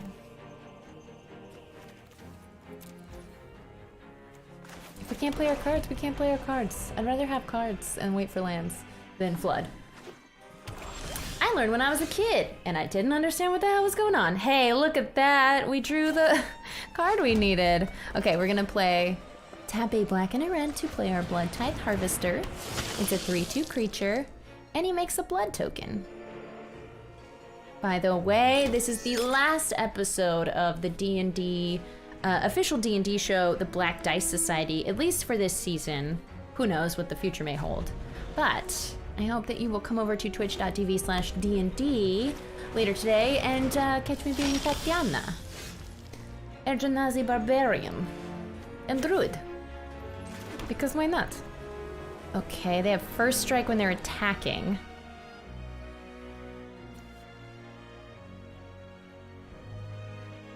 This is basically just a removal spell now. It's not that great of a card.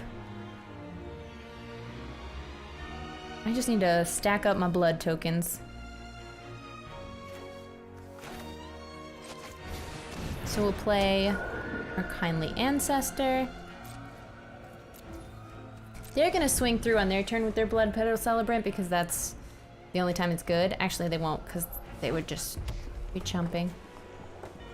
Or that would just be a bad attack. The challenge in Magic is often to understand the mechanics that are in the current set. Most of the time, that's actually simpler than some of the challenges, if I remember right. Blue love!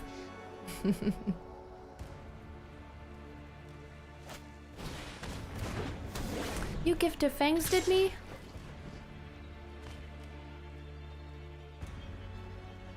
And it's got First Strike. I wish I had enchantment removal. Okay. Catapult fodder. Man, the Blood Tithe Harvester is not helping me because this will transform into a 2/6 zombie if only its power and toughness were reversed over here. What's she gonna do?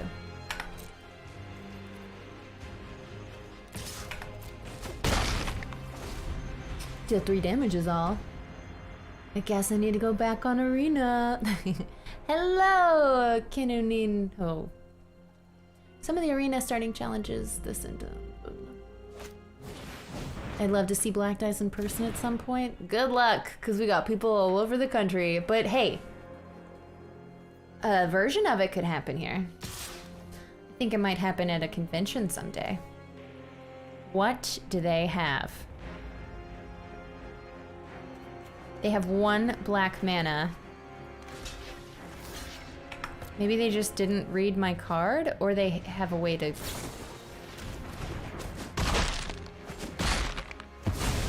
They're just bringing their card back. Okay, that was cool. I'm not mad about it.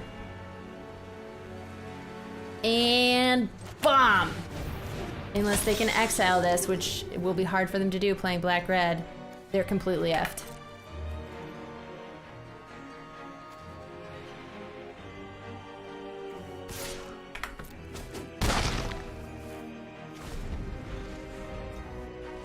So Kindly Ancestor is a really good exploit target now. And make them exile a card from their hand.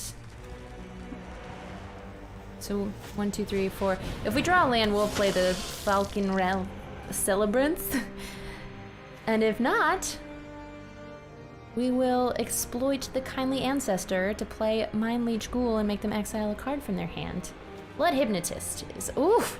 This is some of my favorite art. I love her. She's so sexy. Can't block.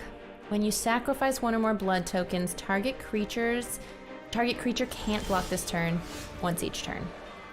Well, we gotta play the Falconwrath then. Okay, can't block.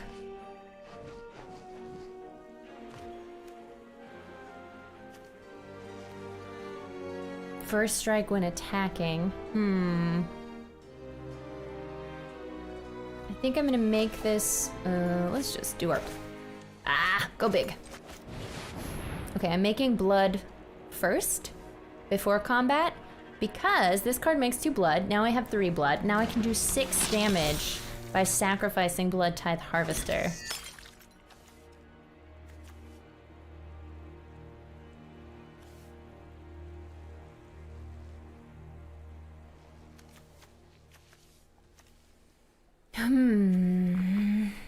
This is,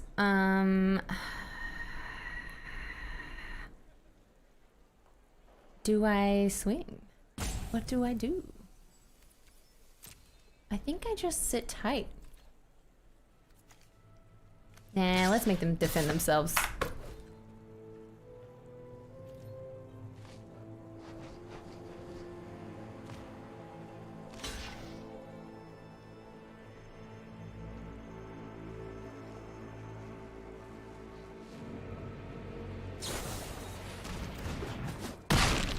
What? I didn't get to sacrifice it. What the F? Oh, I had to tap it to sacrifice it. That was my bad. And they had another Undying Malice. Okay. At least they're down to 9 life. We're playing Beatdown. Thank you, Blurred Edge. Thank you for the confidence. Woo! Well, now it's transformed. At the beginning of your upkeep, create a 1/1 black and white vampire creature token with lifelink and put a bloodline counter on this coffin. If there are 3 or more bloodline counters, remove those counters and transform it. And it goes back to being an Anthem card and a 4/4. You can deal with my servant. I'm busy. I'm busy. In my coffin. Sacrificing that because it had Gift of Fangs. They have to exile something. The pause means they don't have a land in their hand. They have to exile something good. Look at this card. I feel like I know this guy. This human he's targeting. Let's put lifelink on these sweet baby celebrants.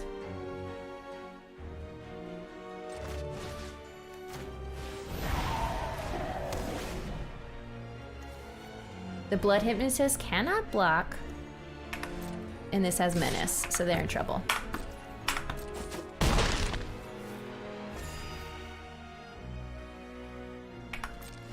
I'm gonna hold on to the mountain in my hand because if I sacrifice a blood token, then I have to discard a card first, which I should do on their turn because I have the 1 mana available to do it. Blood Craze, Socialite, Menace. Create a blood token. When it attacks, sack a blood token to get 2/2 until end of turn. Pretty good. Pretty good for you. Okay. Putting a stopper on their instep. And they are done. I think I like our deck. But it is probably past 3 o'clock at this point. In fact, it is 3:03. Well, folks, I hope you're following me at the Becca Scott. This is Save Point. I'm here most Thursdays. Spotty attendance will be happening for the next couple months because I'm out of town. I mean, I'm not. I'm home. You don't know. Could be either. Might be traveling for the holidays. Yeah, have fun tonight. Yeah, final episode of the Black Die Society, our D&D show. Please come check it out, twitch.tv/DND or youtube.com/DND Wizards. You can also follow my YouTube channel, Good Time Society, if you're not already. And, gosh, if, I would love, I will be someday I will stream more Crimson Vow on my own channel. Maybe in a couple weeks. Thank you. I will enjoy my travels or sitting around. One of those things. You don't know what I'm doing. Could be anything. Except my Instagram story will probably tell you exactly what I'm doing. It might involve a beach. All right. Have a great day, everybody. Take care of yourself. Remember to tell yourself you're awesome because, hey, how's anybody else going to if you didn't tell yourself first? You gotta tell yourself first and other people will follow suit. And yeah, I'm glad you're here and I care about you. And if you're watching on Twitch, stick around and we'll do a little raid. Raid suggestions are allowed in chat. All right, enjoy cooking dinner to anyone who's in the UK and sweet dreams. Bye.